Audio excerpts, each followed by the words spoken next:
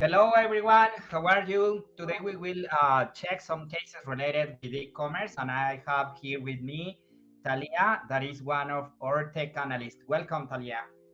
Hi, it's a pleasure to be here. So let's check a little bit how are the trends in e-commerce and let us know a little bit how you do in your research and what are you looking in this matter. Well, we have seen a lot of companies that are implementing virtual avatar or virtual assistants or virtual reality with different colors, etc. It's a whole new experience for the buyer because you can see the product without being exactly there, without even touching it, right? But you can see it, you can change the color, you can personalize it in the way you want.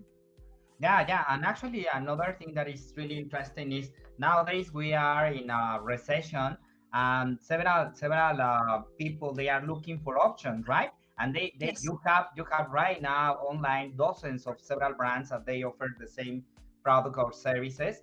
So this is something interesting, and let's talk about a little bit about immersive technologies in e-commerce because we have here Johnny Aguirre and Pablo Lezama and they are the leaders of these immersive technologies. What do you think about these technologies in order to create more advanced experience for the clients? I think it's very, very interesting, and I think that is what we are already using right now, and we will be using in the next months, maybe a year or in 2 years. We can see more and more companies becoming e-commerce or implementing a better way for the user to use virtual stores.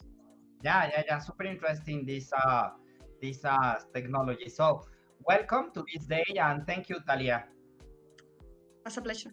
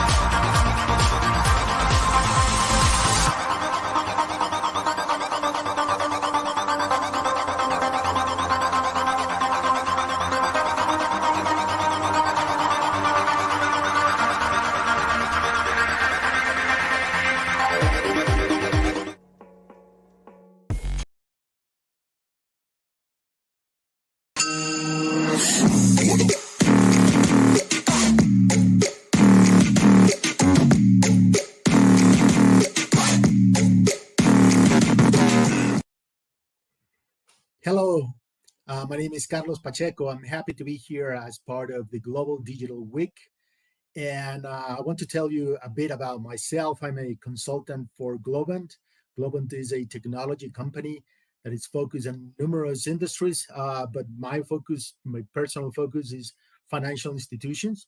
In my career, I've been a consultant in McKinsey and for quite some years in MasterCard, where I had the opportunity to serve both financial institutions and to lead financial inclusion efforts. And that's what I want to tell you more about today. I want to share some of the lessons that I have experienced in my years in MasterCard. So this presentation is titled Financial Inclusion Lessons for a Digital World because it merges both worlds, the world of financial inclusion and on how to use the digital tools that are now available to make sure that we can go further in the effectiveness of our financial inclusion efforts for financial institutions. And here's the key lessons for these that we're going to dive in this presentation. Um, it's about what we have learned, bringing new tools and working in the field.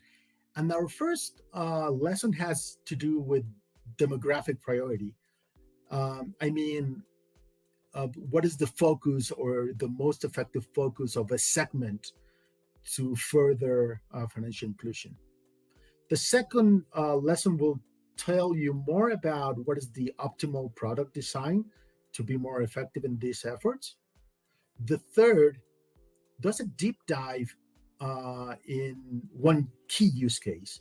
And this use case is about cash in and cash out and how people can deposit and how can people make withdrawals of their money from their account.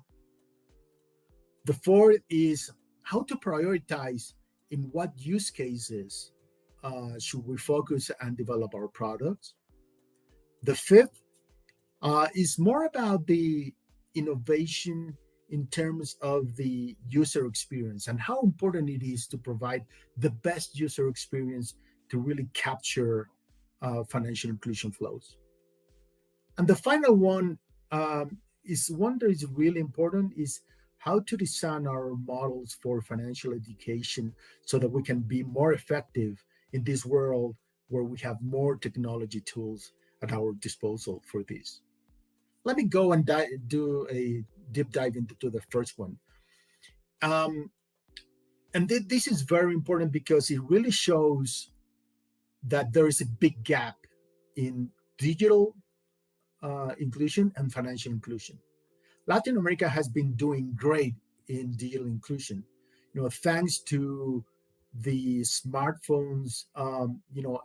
Almost all adults above the poverty line has a smartphone with some kind of connectivity. But that is not the case in financial inclusion. That really lags behind in terms of the digital inclusion. There is a gap between those two indicators. And that tells us and gave us an idea on how to do a different segmentation for the market. And we're doing a segmentation on two axes. The horizontal axis really presents where is the infrastructure available where people live. And people may live in urban environments, semi-urban environments, and rural environments. And what we can see is that in semi-urban and urban environments, most of these areas already has a 3G connectivity and some networks of correspondent banking. That's very important for financial inclusion. And that's why we want to prioritize semi-urban and urban environments.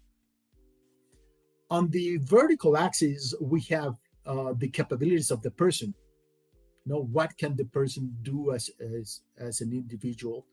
And we can see that these capabilities really expand with the use of a smartphone. So the smartphone is really a very important element on the priority segments. And the second one, which is a challenge in some countries, is having means for a or a for having a an identification that is backed by a official or a government institution. That's important because in setting up some of the accounts, our processes for anti-money laundering require some kind of identification. So what we're saying is we should focus on these semi-urban and urban and people who have incipient or complete capabilities defined by these indicators, no smartphone and official identification. And this is very important because the reality in Latin America has been evolving from financial inclusion to be a rural challenge to now a semi-urban and urban challenge. In our countries, the majority of people now live in semi-urban and urban around the big cities. These, semi-urban areas or belts around the cities have been evolving and have different names in different countries. In Brazil are called favelas, in other countries are called barrios. But these are very important because that's the prime target for our financial inclusion efforts. Let me go to the second one, the second lesson. After this one that we have focused on a different kind of segment. The second one is having a really 360 approach to all of the flows and all of the needs of the person. I think that in the past, the financial inclusion efforts have been focused on one or two flows, what we used to call champion flows. You could either have an account or a card for receiving benefits from the government, or a card for using that in mass transit. Now the best approach that we have found is to really have a card that can serve you in all of the needs that you have, 360. All of the inflows that you have, cash in from government, from businesses, and even from P2P sources, and also the outflows from the same categories, cash out, consumer to business, consumer to government, or P2P. In consumer to government is particularly important utilities. We'll see that in the next slide. And finally, to really adapt the models that we have from face-to-face ways to service our clients to really digital means to do it, so that people can open an account, close an account, and really provide all of the services that you need to maintain your account on a digital way. In the past, unfortunately, we have pushed our customers to branches, bank branches, and that's really inconvenient. And now the digital tools allow us to have an end-to-end digital experience that you can leverage. Let's go to the third lesson. The third lesson is really about how to reduce the friction on cash flows. I believe that this is one of the most critical lessons that we have learned. We have to make sure that deposits and withdrawals are really painless, and painless from two perspectives. The perspective of pricing, making sure that you don't have to pay to make deposits, or you don't have to pay to withdraw the money that you have in your account. This kind of friction is really important because if there are prices for deposits and withdrawals, our consumer really very quickly learns that they only have to deposit as little as possible and to withdraw only whatever is necessary, and in a single shot. No, they tend to take all of the money that they can in a single shot to minimize those costs. The second kind of friction is the access, and making sure that they can do that in a number of establishments, locations, or merchants. And there are two ways to do it. Obviously, in Latin America, the banking agents networks have been growing very aggressively. Brazil and Colombia are great examples on how that's been emerging. That's important because it allows you to do deposits in a number of establishments, merchants, easily. The second one, which is a very important use case, is how, particularly in Mexico and in other countries, you can ask for cash after paying for your groceries with your debit card. And after that purchase transaction, you can ask your cashier, hey, can I have 300 pesos or 500 pesos? And that's a really free and easy way to get access to your funds in your account. And that is as, you know, as available as all of the major supermarket chains. So that's a great opportunity so that we can communicate that to your clients, make them aware that these exist, and minimize the cost for withdrawing money. Again, this third lesson is very, very important, and I think that a major lesson also has been on how the business models of the different fintechs and financial institutions have been evolving from getting revenues from deposits and withdrawals into other sources of revenues that will go deeper on lessons 4 and 5. But this is really important to make sure that we make good progress with our customer base. Let me go to the next one, the fourth lesson. The fourth lesson is really about how we prioritize some use cases that are critical to have success. In the past, I think that most financial inclusion efforts have been focused on face-to-face use cases, mostly those about doing grocery purchases in small mom and pop stores called changarros in Mexico, pulperias in Costa Rica. Every country has a different name for these small stores that really serve small communities, particularly in the grocery stores. Although that's a very important use case that has been targeted by some of the new technologies for dongles that work with a smartphone, and payment aggregators have been really successful in doing that. I want to drive your attention to remote use cases, because in a face-to-face, you can either pay with a dollar, but with a bill, or with your card. And really the convenience is very similar, or sometimes paying with a bill or with cash is it's more convenient than paying with a card. But that's not the case with remote use cases. In the case of remote use cases, there are huge benefits for our clients, and that's where we should focus our attention, because that creates the more loyalty and the more adoption. The first remote case is payment of utilities and services, typically to the government. Here is very important because we have to adapt and reduce the frictions of doing that payment. We have to make it easy.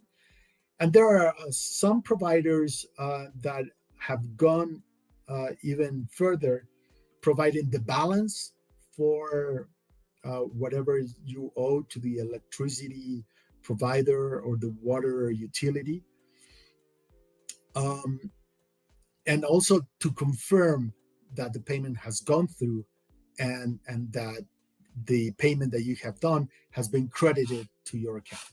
So that's really, really important for having success there. The second one, which is really important in our countries, particularly Mexico, Central America, the Caribbean, and some of the countries in South America, are digital remittances. We have educated consumers to do cash-to-cash remittances. People inputting cash in the US and people withdrawing cash in Latin America. Now there are new tools to do a full digital card-to-card remittance in Latin America. And that's really convenient because now people do not need to go somewhere to withdraw all of the money with all of the safety and security concerns that this may bring. Now you can have it in your account in seconds and in a very, very convenient way. It requires a bit of education or re-education of our consumers, but this is one of the ones that is most profitable for the financial institutions and most convenient for our clients. Finally, G2C flows, and that's about pensions and government benefits that people would receive. If we make sure that we are prepared to receive those benefits in the account or card of our customers, these create also great loyalty and usage. Again, the key message here is the past focus has been on acceptance in mom and pop for groceries. Now the focus is on enabling and the customer experience for remote use cases. Let me go to the fifth lesson.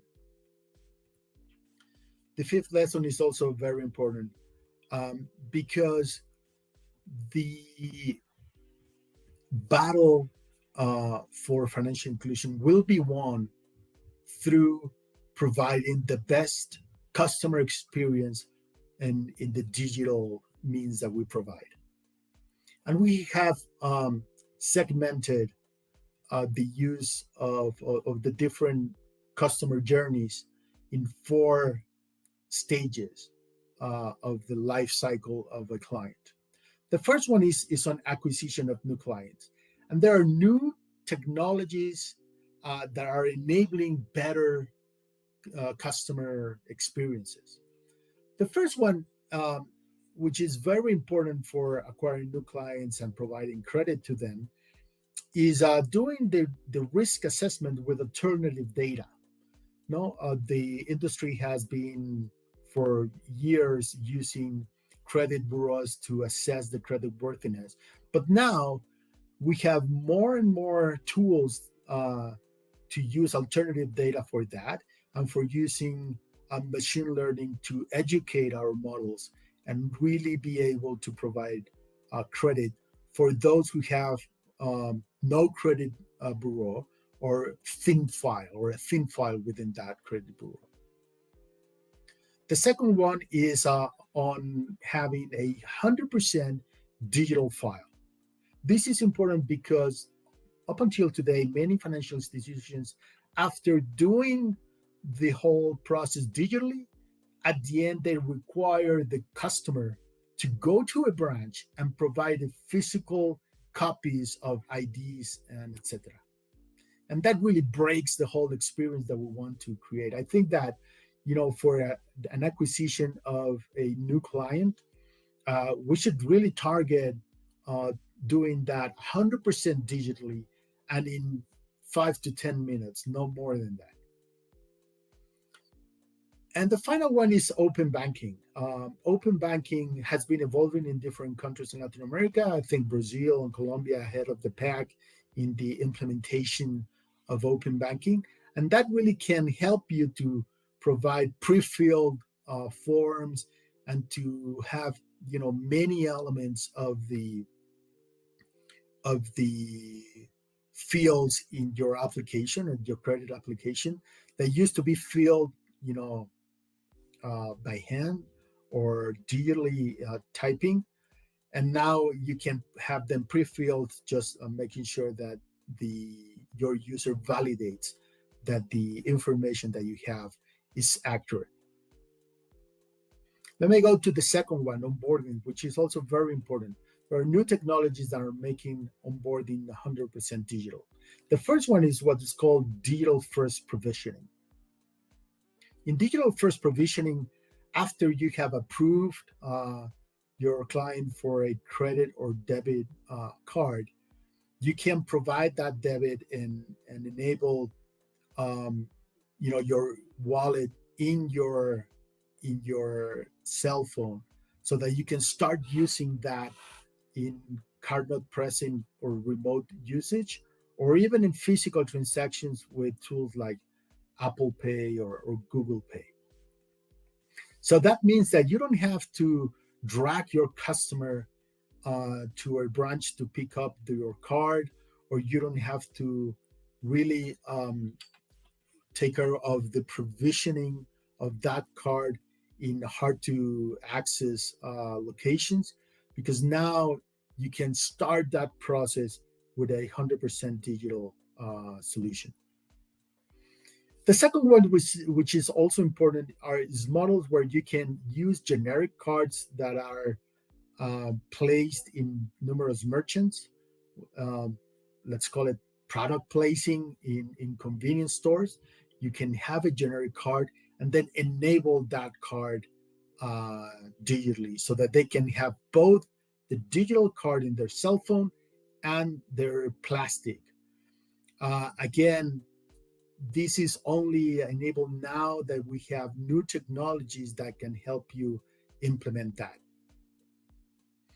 And then you have the new solutions for the face-to-face usage. As I was explaining, contactless mobile has created a great new experience of paying.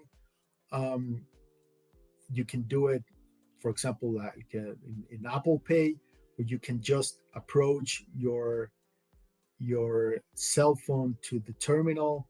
It wakes up and you basically identify yourself with your fingertip or with your face, and then the payment has been done.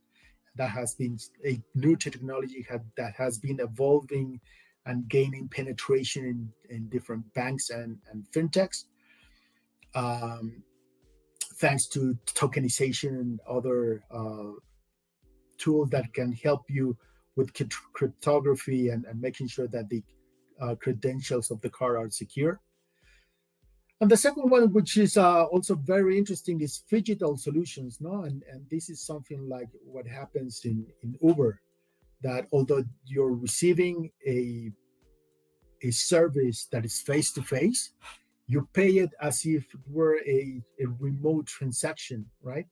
And you can incorporate more elements to that: loyalty, customer service, feedback from your clients.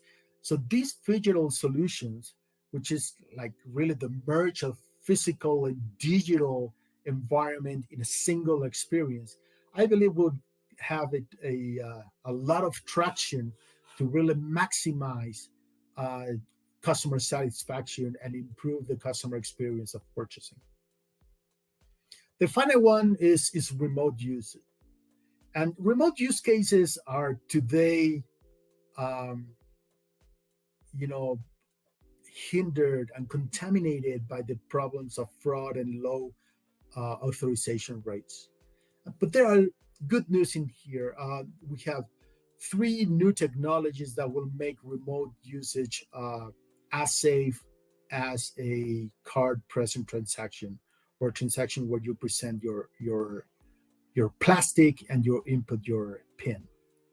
The first one is 3DS 2.0.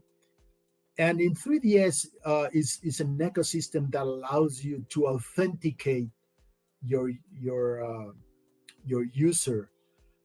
Now in this 2.0 version, um, it's a great experience because you don't have to remember static passwords that you most often forget. Now it's you get through digital means a one-time password, an OTP that you input very easily, and your financial institution, your bank, has full certainty that it's you who's making the transactions, and that reduces the problems with fraud and reduces the problems of valid transactions that do not get authorized. The second one is secure remote commerce, and as commonly known in the market as click to pay. This allows you to have a solution that has many advantages from economic perspective for the financial institutions, and many convenience features for the user. It works similar to the experience that you have with, for example, with other providers of wallets, PayPal, for example, where you can insert your password. You can choose from a number of cards, and then you do it in a safe environment. And this is very important again because it will minimize the time required to import your card and to make sure that this transaction goes through. These two are very new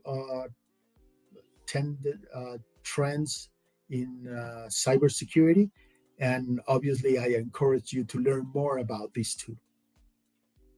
The final one is hyper-personalization, and we'll talk more about that, but it's really the ability for banks and fintechs to customize their marketing messages to really tackle the challenge that your client is having and to really talk to him in a personal way.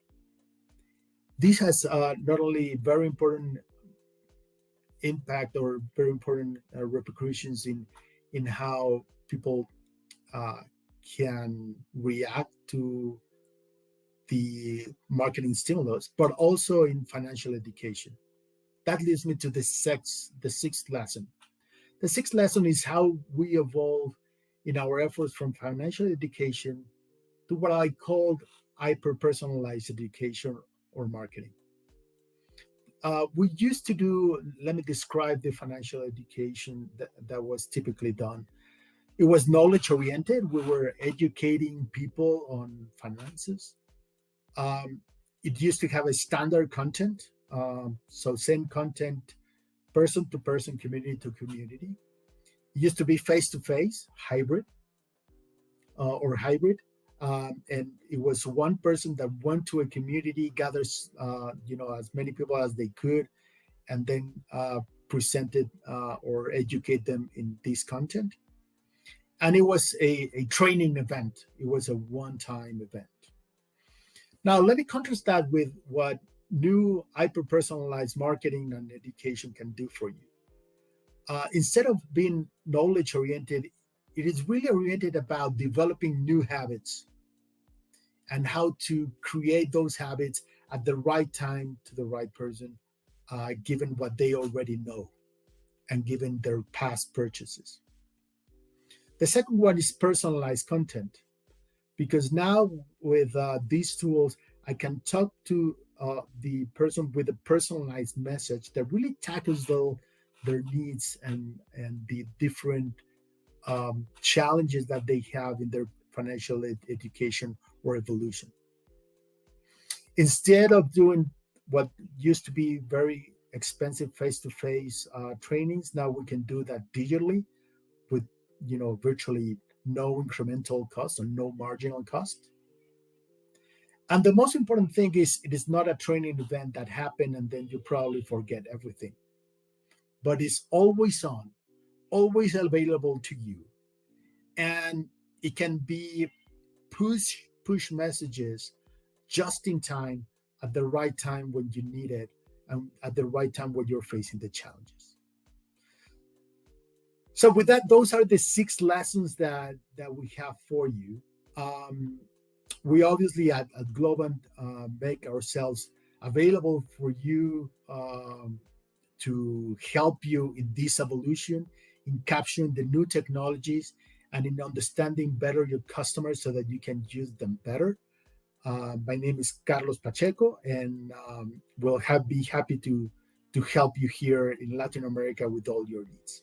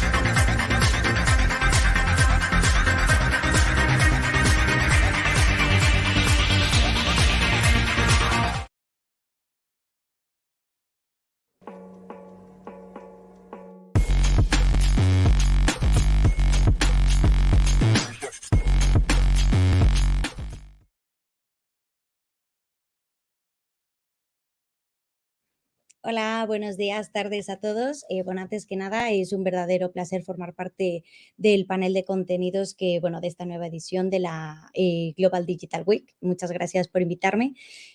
Por presentarme de manera muy breve, yo soy Paola Rojas, llevo 4 años más o menos al frente del Departamento de Comunicación y Marketing en la fintech española Afterbank Sarcopay, que pertenece a Minsait Payments del grupo Indra. Y bueno, también he trabajado y estoy en estrecho contacto, digamos, con el área de desarrollo de negocio, y esto me ha permitido, pues, conocer de primera mano el producto, las necesidades latentes del mercado y tener una visión mucho más amplia de cómo, pues nuestro producto aporta a las diferentes empresas que demandan nuevos servicios. Yo estudié periodismo en la Universidad de Castilla-La Mancha, aquí en Cuenca, y luego me especialicé, hice un máster en comunicación corporativa y empresarial. Y bueno, al final he acabado aunando el mundo de la comunicación y el tecnológico, que a pesar de ser un poquito complejo, todo lo que es el sector fintech y todo lo que lo envuelve, la verdad que es muy interesante y apasionante aprender cosas nuevas y que van a ser la tendencia constante, ¿no?, que estamos viendo en el mercado y no solo en el corto plazo, sino en el medio y largo plazo también. Y bueno, aunque nos adentraremos un poco a hablar sobre fintech, open banking y demás, por hilar un poco, creo que el mundo open banking tiene mucho que demostrar y sobre todo en todo ese tema de pagos digitales que tanto escuchamos hoy en día. Así que esta masterclass, esta presentación, intervención, va a tener como objetivo explicarles pues qué es una fintech, por qué es un pilar a día de hoy en la transformación del ecosistema financiero actual. Y bueno, también abordaremos diferentes puntos, preguntas, dando respuesta sobre cómo este impacto se transforma en casos de uso reales que nos ayudan a comprender el valor de estos nuevos players. Entonces, bueno, digamos que por ponerle un título a esta ponencia, he decidido decir que, bueno, el sector fintech es un impulsor del nuevo paradigma financiero. Y bueno, pues a lo largo de la presentación iremos viendo con contexto y sobre todo también con ejemplos por qué las empresas fintech han supuesto ser actores clave de cambio que mencionamos dentro de este ecosistema financiero tal y como lo conocemos a día de hoy, y cómo van dando paso a un nuevo paradigma financiero a partir de la creación de nuevos productos y servicios financieros que están al alcance de prácticamente cualquier individuo que tenga acceso pues, a Internet y a cuentas bancarias. De esta manera vemos cómo se está apostando por una mayor democratización y accesibilidad de los servicios financieros y las fintech son un puente clave para conseguirlo y para promoverlo. Entonces, como les decía, abordaremos como 3 preguntas principales y la primera de ellas, que aunque mucha gente ya sabrá lo que es una fintech, pues bueno, sí que me gustaría puntualizar un poco que lo primero viene de esa unión de 2 palabras en inglés, que es finance and technology, y que bueno, hace referencia a cualquier actividad que implique pues esa unión de innovación y desarrollo tecnológico que crea nuevos productos, ofertas dentro del mundo financiero. Como en todo sector, empresa y demás, hay una serie de pros y contras. Nosotros, Afterbank Sarcopay, por hacer una pequeña intro de lo que es nuestra compañía, es un ejemplo de empresa fintech que está especializada en proveer soluciones open banking a terceros. Nuestro mercado, nuestro target se enfoca a un modelo tipo B2B, B2B, B2C, pero digamos que es B2B principalmente. Y bueno, nuestras soluciones cubren las demandas que tienen diferentes empresas en diferentes sectores y sobre todo que buscan a un proveedor regulado que les ayude a crear casos de uso nuevos o a mejorar los ya existentes. Entonces, pues bueno, requieren de ese experto tecnológico, que en este caso seríamos nosotros, pues para ejecutar los proyectos y dependiendo del tipo del servicio que dé la fintech, pues bueno, se ofrecen una serie de productos, metodologías y demás. En el caso de Afterbank Sarcopay nos centramos en dos servicios principales. Uno de ellos es la agregación bancaria, que básicamente permite la conexión con diferentes bancos en tiempo real para obtener la información financiera ya categorizada y crear a partir de ahí casos de uso. Y la iniciación de pagos, que al final es un nuevo método de pago que hemos desarrollado que permite pagos de cuenta a cuenta en tiempo real. Entonces, pues bueno, digamos que esos son nuestros dos pilares. Y hilando un poco con lo que somos y lo que supone dentro de pros y contras del sector fintech, como comentaba, hay que tener en cuenta que sobre todo los contras hay que detectarlos y trabajar en ellos con tiempo para que todo el proyecto que se quiere llevar a cabo desde una empresa tenga éxito. Al final, los pros son fáciles de detectar, a todos nos gustan los beneficios, pero hay que poner más foco en todas aquellas barreras u obstáculos que podamos detectar. Entonces, pues bueno, por resumir, digamos que uno de los principales pros del sector fintech es esa gran agilidad de actuación y adaptabilidad que tiene a las necesidades cambiantes del mercado. Constantemente estamos viendo que surgen nuevas necesidades, casos de uso, demandas por partes de diferentes nichos. Entonces, bueno, al final, por ejemplo, empresas como la nuestra, que tiene esa flexibilidad para adaptarse a diferentes casos de uso y proyectos que nos vienen a diario, es un gran punto de valor para las empresas que buscan exactamente eso, un partner, un proveedor que entienda su visión de proyecto y les dé herramientas para ejecutarlo. Otro pro sería, bueno, pues esa facilitación de herramientas intuitivas, sencillas y cómodas para los usuarios finales. Al final, las fintech trabajan arduamente para traer al mercado soluciones y productos que de verdad aporten un valor añadido al usuario final. Entonces, pues bueno, vemos que eso también es un pro que están promoviendo nuevos servicios.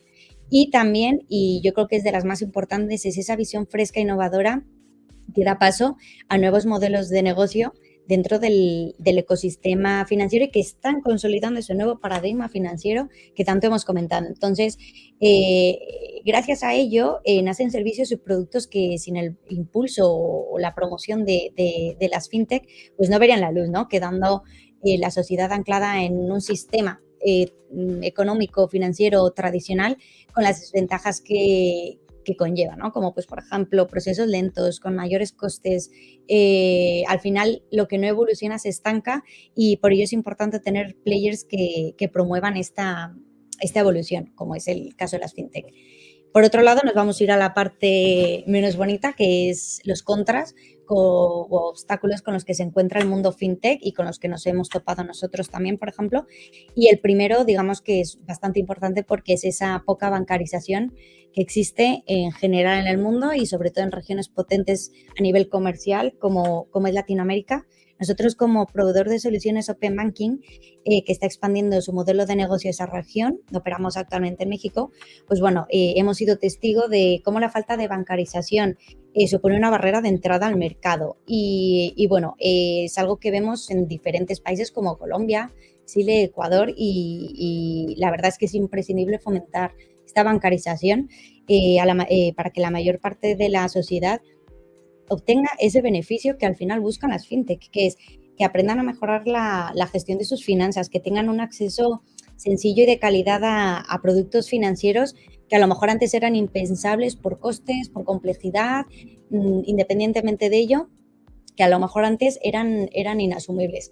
Y por poner un dato, aunque ahora volvemos, según un informe reciente del BBVA, alrededor, bueno, y con unos datos que se sacaron del Fondo Monetario Internacional, a cerca del 40% de la población mundial, que es muchísimo. Estamos hablando de 2.000 millones de personas, no está bancarizada, no tiene acceso a cuentas bancarias. Entonces, hilando a ese primer obstáculo, es un punto muy importante del cual no pueden quitar la vista a las fintech porque se presenta primordial en el corto, medio y largo plazo igualmente. Otro contra es ese desconocimiento del producto, la complejidad y miedo a nuevos servicios que no entendemos.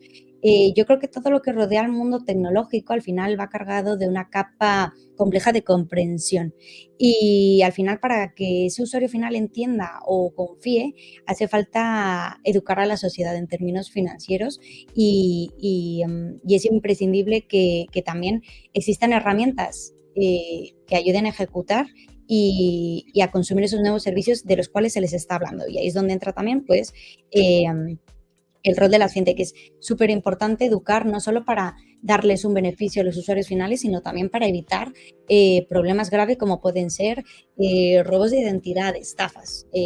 Así que es un punto que ninguna compañía en general, y menos las fintech, podemos perder de vista.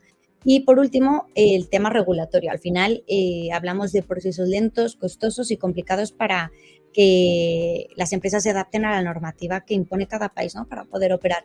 En el caso de Europa, por ejemplo, para prestar servicios como los nuestros de agregación e iniciación de pagos, hay que contar con una serie de licencias, que son las llamadas licencias PSD2 o PSD2, que parten de las indicaciones de la directiva europea que tenemos aquí. Entonces, al final, nosotros, tras más o menos 1 año y medio de gestiones, conseguimos en el 2020 convertirnos en una entidad de pago regulado, con lo que eso conlleva, que es obtener estas licencias y, bueno, pues poder proveer los servicios de manera ya regulada y siguiendo todo lo que el organismo, la institución pertinente nos indica. Entonces, digamos que este es un gran obstáculo, pero también un beneficio, porque las fintech, al obtener este tipo de regulación, pueden proveer el servicio que da facilidad a empresas que sin este proceso no podría ser. Por ejemplo, hay empresas que a lo mejor quieren dar este tipo de servicios en sus plataformas, pero no están regulados, no tienen esas licencias y eso es inasumible para ellos, pues por complejidad, por costes y demás. Entonces se anclan en nosotros, en nuestras licencias, en nuestra actividad regulada para poder prestar el servicio. Entonces es muy importante tener este punto bastante al día y promoverlo. En entornos no regulados, por ejemplo, en países como México, donde operamos, lo que hacemos es seguir las indicaciones y pautas que a día de hoy son las que hay que seguir en el país. Entonces, estamos totalmente actualizados de siguientes pasos, posibles proyectos, nuevas reformas y demás en todo lo que concierne a nuestra actividad de operación y nos iremos adaptando como hemos hecho aquí en Europa. Y bueno, pasando un poco ya a la segunda pregunta que veíamos en la otra slide, es hablar sobre eso llamado Open Banking, ¿no? Porque al final estoy segura que casi todos los que hemos leído sobre FinTech o escuchamos FinTech siempre va tras la palabra Open Banking o va introducido por este término. Entonces, bueno, el Open Banking, también conocido como banca abierta, al final es un modelo que nace hace bastantes años y que fue promovido por organismos con el objetivo de, básicamente, facilitar el intercambio de información financiera entre entidades tradicionales, como puede ser un banco, y las nuevas, como puede ser una fintech, a través de las tan conocidas APIs, que al final no es otra cosa que una interfaz de programación de aplicaciones y esa parte trasera, tecnológica, que nos cuesta mucho entender y demás, pero que sin ella no sería viable esta creación de servicios y demás. Yendo un paso más allá y en paralelo al movimiento Open Banking, es importante hablar también de otros términos o tendencias que están surgiendo, como es el caso del Open Finance, que al final es una extensión del Open Banking y permite básicamente el intercambio de datos, pero no enfocándose solo en el ámbito financiero, sino que estamos hablando de datos de otras empresas, como por ejemplo pueden ser de la luz, del agua, telefonía, fiscal, no sé, de seguridad social, todo al final también con el fin de seguir perfilando y creando una evaluación financiera más completa y precisa del individuo. Por ejemplo, nosotros desde Afterbank Sarcopay en esta línea hemos creado un servicio que es la agregación no financiera que permite conectar con las principales telcos utilities en España y extraer esa información no financiera para darlo a nuestros clientes, a estas empresas que requieren de esta información, ya sea para complementar su cartera de productos, para crear nuevos casos de uso o para aportar un valor añadido a lo ya existente. Entonces, al final, lo que podemos corroborar como proveedor que opera en el sector es que la tendencia para este 2023 y muy seguramente para los próximos 2-3 años siga estando muy marcada por Open Banking y que el Open Finance y también términos como Open Business cobren cada vez más peso. Al final, estos movimientos están aquí para quedarse y forman parte de esa transformación del ecosistema financiero que estamos ya viviendo a día de hoy y siempre de la mano del sector fintech. Eso por supuesto. Por poner ejemplos de servicios que podemos encontrar, consumir o conseguir a través de las fintech, pues bueno, nos podemos enfocar un poco en servicios cómo puede ser una herramienta para optimizar las finanzas personales. Al final, yo creo que todos nuestro teléfono hemos tenido una aplicación que nos permite, pues, por ejemplo, apuntar nuestros gastos, agregar nuestros bancos y permitirnos hacer un seguimiento de nuestros movimientos. Pues bueno, eso es gracias a las soluciones que por detrás las fintech proveen de la mano de un cliente y crean ese producto. También está el tema de la financiación alternativa, que puede ser el caso como los préstamos rápidos online o que no sean inmediatos, pero sí que tengan esa naturaleza digital y que se alejan un poco del método tradicional de obtener financiación. Entonces, al final, yo creo que es muy importante y muy revelador que cualquier particular, cualquier persona, cualquier empresa pueda obtener un préstamo de una manera, digamos, ya mucho más ágil, sencilla y a través de plataformas digitales, sin todo ese papeleo, sistema burocrático que conllevan otros métodos tradicionales y que al final ralentizan y entorpecen a lo mejor la agilidad o expansión de un negocio que necesita, pues, en un momento puntual de este servicio innovador. Y por último, nuevas formas de pago. Yo creo que todos hemos escuchado o utilizado métodos de pago, pues como compra ahora, paga después, buy now, pay later, pagos de cuenta a cuenta, como en nuestro caso, account to account payments. Y al final, pues en paralelo a los sistemas de pago tradicionales están surgiendo, están emergiendo estos nuevos métodos de pago que al final digitalizan el proceso y lo hacen totalmente trazable. Entonces es un valor añadido muy, muy potente que están viendo diferentes empresas del sector. Y ligado un poco a los servicios, me gustaría dejar un poco de lado la teoría y centrarnos un poco en ejemplos reales para ver cómo las soluciones fintech, como un proveedor como nosotros, pues bueno, crea casos de uso de la mano de un cliente, o los mejora o los potencia. Y al final para ello hay que enfocarse en sectores, en necesidades y bueno, entender un poco el ecosistema y cómo va evolucionando. Entonces, digamos que podemos enfocarnos en 4 sectores, por resumirlo un poco. Estos 4 sectores son un ejemplo de nichos donde ya operamos, ya tenemos clientes, ya tenemos casos de éxito y empecemos por el bancario, ¿no? Que es un poco el más grande, el más corporate. Y bueno, al final, aunque al principio hubo, digamos, una gran rivalidad entre el sector bancario y el fintech por la directa competencia existente de servicios ofrecidos o, bueno, de productos, el sector de la banca ha sabido ver al final el potencial del sector fintech, comprendiendo que al final que las soluciones que ofertan no son un rival, sino que vienen al final a mejorar sus productos, ayudarles a crear nuevos proyectos, pero es que también a integrarse de una manera más natural al ecosistema digital actual, porque al final el sistema bancario pues es un poco más, digamos, complejo, más corporate, mucho más grande, les cuesta moverse, adaptarse mucho más que a otros players como el fintech por la flexibilidad que tienen, por la menos burocracia, podemos decir. Un ejemplo de producto o servicio que hayamos creado, que estemos trabajando con bancos, puede ser, para que todos entendamos, es un PFM o un BFM, que al final pues son como productos para mejorar la gestión financiera de los usuarios finales. Permite, por ejemplo, agrupar tus bancos de otros bancos y meterlos todos en tu banco principal con el objetivo, pues bueno, de tener todo agrupado, tener todo al día, facilitar y ahorrar tus tareas, ahorrando tiempo y con un doble beneficio. Al final los bancos, si conocen lo que tú tienes en otras entidades, te van a poder comprender mejor tus gustos, tus tendencias de consumo y te van a poder ofrecer mejores productos o mejores ofertas. Y esto al final tiene un beneficio real en el usuario final. Es decir, si yo tengo contratado un crédito con un banco y mi banco actual lo ve, entiende la información y ve una oportunidad de venta, pues va a ofrecer, aunque sea la rebaja más mínima, pero lo va a hacer. Y si a mí me convence, lo voy a contratar. Entonces, digamos que es un beneficio mutuo para mi cliente, que es el banco, y para el usuario final. Pasando de sector, nos enfocamos en el tema del recobro de deuda. Uno de los principales problemas a los que se enfrenta este sector es la alta tasa de impago de deuda, ¿no?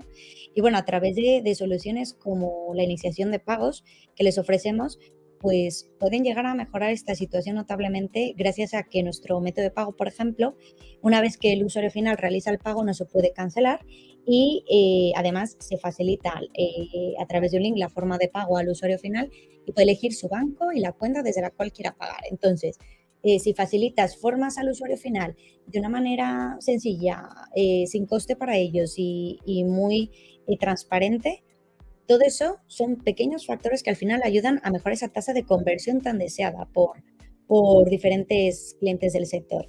Y al final, también digitalizar el proceso ayuda a tener una mejor trazabilidad y seguimiento de todas las operaciones de estas empresas que suelen tener numerosas transacciones a lo largo del día. Entonces, digamos que son diferentes beneficios los que podemos extraer de este caso de uso. En tercer lugar, estaría el sector contable, el sector del ERP, que al final un ERP es una herramienta, una plataforma enfocada a pequeñas, medianas, grandes empresas que buscan digitalizar todas aquellas tareas relacionadas con el mundo de la tesorería y la contabilidad, y lo que buscan es automatizar pues la conexión con todos sus bancos, agruparlos en una misma plataforma, evitar errores humanos que pueden venir, por ejemplo, descargar los ficheros de sus 500 bancos, transcribir la información en Excel. Al final son errores humanos con cifras que pueden conllevar a problemas mayores, y con esta automatización, esta conexión a través de soluciones innovadoras, pues se ve disminuida y se mejora el proceso. También se nota mucho el ahorro en tiempo y recursos de las empresas que usan este tipo de plataformas, porque al final les permite destinar ese tiempo a otras áreas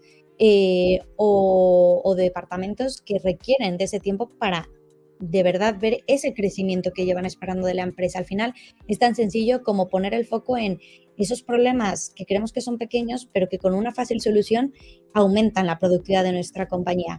Y en este caso, por ejemplo, en los ERPs, a través de nuestra solución de agregación bancaria, conectando por APIs, pues bueno, nuestro cliente puede ofrecer a sus usuarios finales esta opción de, oye, agrega tu banco, ten al día todos tus movimientos, agrupa todos tus bancos, ahorra tiempos, recursos, y al final se les da la información financiera categorizada, que eso también es un gran punto a favor. Y por último, por no extendernos demasiado, nos adentramos en el sector inmobiliario. Es muy importante, yo creo que todos lo sabemos, este sector obviamente más, que a la hora de estudiar la solvencia financiera de un posible cliente que esté interesado en la renta, alquiler o compra de un inmueble, es muy importante, y para ello es vital contar con soluciones que ayuden en este proceso para volverlo lo más ágil, digital y sencillo posible, siguiendo los nuevos modelos de consumo tan frenéticos en este tipo de sector, ¿no? Todo el mundo está buscando pisos, compra, es un sector que se mueve y demanda muchas mejoras en el sector. Entonces, por ejemplo, en este caso de uso, vemos cómo a través de servicios de la agregación bancaria nacen subservicios, como puede ser la verificación de titularidad, y a través de ella es posible conocer, pues bueno, la cuestión de segundos, el historial bancario de la persona, si es titular de esa cuenta, entender su comportamiento financiero, si es autorizado o coautorizado de la cuenta, obtener hasta un año de profundidad de su información. Entonces, al final es algo muy potente. Muchos se preguntan, claro, pero los usuarios finales están dispuestos a compartir esta información tan sensible, estos datos, y la respuesta es que en la mayoría de los casos sí, la respuesta es afirmativa. Los consumidores al final entienden que para poder acceder a nuevos servicios que les reporten un beneficio, deben aportar determinada información. Y bueno, también en este nicho tiene encaje también nuevos métodos de pago. Al final, por ejemplo, con nuestro iniciador de pagos, el potencial cliente puede comprar una vivienda porque se permiten importes mucho más altos que con métodos de pago tradicionales. Entonces, vemos cómo una vez más las fintech van un paso más allá, detectando problemas muy concretos y ofreciendo soluciones tangibles para mejorar esos procesos de compra que necesitan ser digitalizados, y también, pues bueno, el usuario final obtiene un beneficio, que es también lo que busca el movimiento Open Banking, el ecosistema fintech, y yo creo que el mercado en general. Si al final no tenemos usuarios que nos quieran consumir, algo estamos haciendo mal. Y antes de concluir, me gustaría destacar algunos datos y cifras relevantes, bastante actuales, para hacernos un poco a la idea de cómo está el ecosistema y por regiones. Entonces, LATAM en general está experimentando un gran crecimiento, pero digamos que uno de los más potentes es el ecosistema fintech en México. Vimos que presentó un crecimiento del 26% a lo largo del 2022 y claro, nos damos cuenta de que el crecimiento de empresas fintech ha crecido muchísimo. A día de hoy el país cuenta ya con alrededor de 650 empresas fintech. En Europa hemos obtenido también datos de un crecimiento exponencial en pagos digitales, que es lo que veníamos comentando anteriormente. Y es que alrededor del 59% de los españoles, por ejemplo, estaría dispuesto a dejar de usar ya dinero en efectivo, por ejemplo, y empezar a usar solo pagos digitales. Entonces es una tendencia que estamos viendo que paulatinamente va a ir hacia lo digital. África, por no olvidarnos de otras regiones, a lo mejor que tenemos menos en el radar porque no operamos ahí o porque bueno, no están tanto en la agenda mediática. Pero, por ejemplo, en África, las nuevas empresas de tecnología financiera crecieron un 81% en 2021. En Sudáfrica, por ejemplo, destacan a Nigeria y a Kenia como centros emergentes clave dentro del continente. Entonces, son también mercados que yo creo que no hay que perder de vista y si están alineados con la operativa de nuestra compañía, pues siempre es interesante tener presente.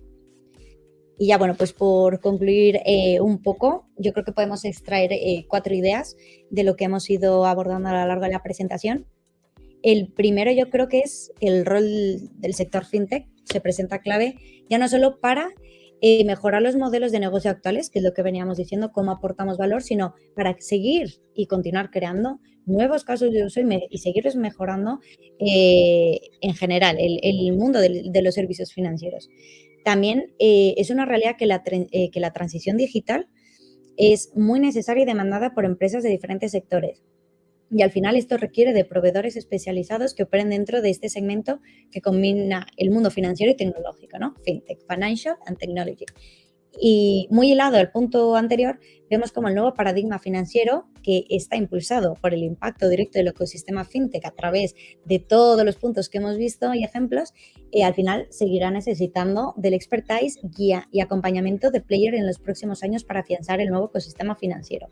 Y por último, por lo que vemos en base a nuestra experiencia, por lo que leemos, por lo que consumimos y por lo que experimentamos a nuestro alrededor, vemos que se espera una demanda, que la demanda de todos los productos y servicios financieros aumente a medida también de que los consumidores se familiaricen con las nuevas ofertas digitales. Así que es cuestión de tiempo ver cómo gran parte de la sociedad el día de mañana no le va a sorprender comprar o obtener un préstamo en 3 segundos desde el móvil o comprar un artículo en 7 cuotas dándole solo a un botón o a un link de pago.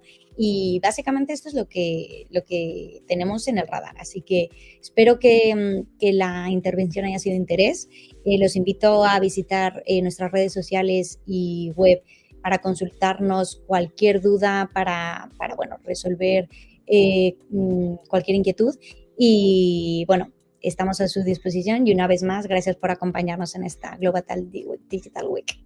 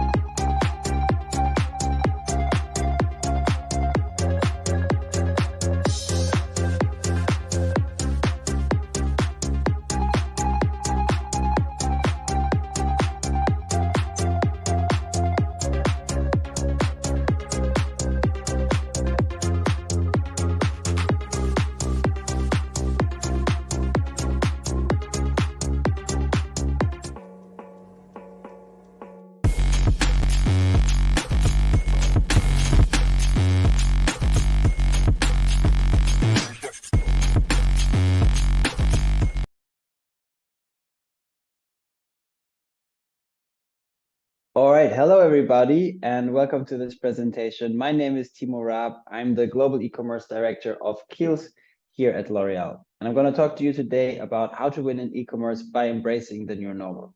So we have seen a very, very strong acceleration in e-commerce over the last few years, especially during the COVID times.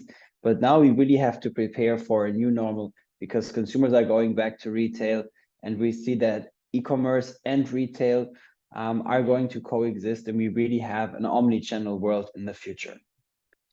If we look back at the development of e-commerce share over the last years, we have seen a tremendous acceleration after the COVID pandemic. So here in this graph, we will see the total e-commerce penetration in the United States, one of the biggest e-commerce markets in the world. And we have seen that the acceleration that we had in 8 weeks during COVID has been as fast as the acceleration that we have seen in the 10 years prior. So really, really a strong acceleration with a very, very big shift as well in consumer behavior, but also in the way businesses are engaging with consumers and are targeting their consumers online. But the good news is that these growth rates are not slowing down. We see that in the predictions, and this is now global, that retail e-commerce sales worldwide are continuing to grow this year, but also the next years. So e-commerce is really, really here to stay. But what's surprising over the last couple of months, and I think this is not only true for L'Oreal, is that we have also seen retail bounce back very, very fast. And we have seen, especially in the Cyber Week and Black Friday, a very, very strong acceleration here in the United States for retail, and consumers really going back to retail to have the experience. So what we need to do in the future is to really find a business model that helps to coexist and that helps to have an omni-channel experience.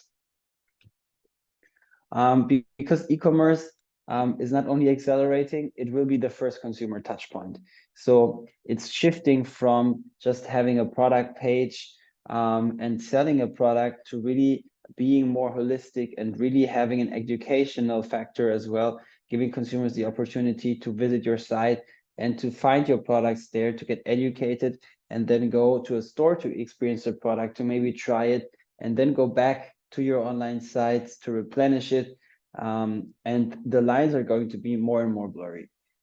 So if we look at the vision of L'Oreal for the future, is we see 50% e-commerce share across all of our different brands and across all of our markets. So in the future, 50% of our business will be done on e-commerce. And the prediction right now is that this will be the case for 2025, but we know that already some of our brands are already there today.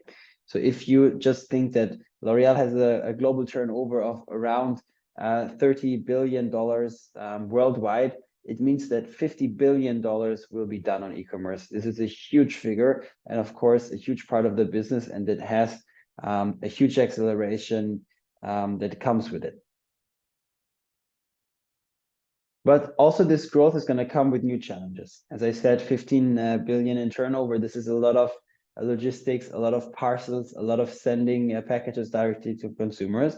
And I think for right now, we see 3 different challenges that will be very, very crucial in order for companies to be successful. The first one is acquisition costs.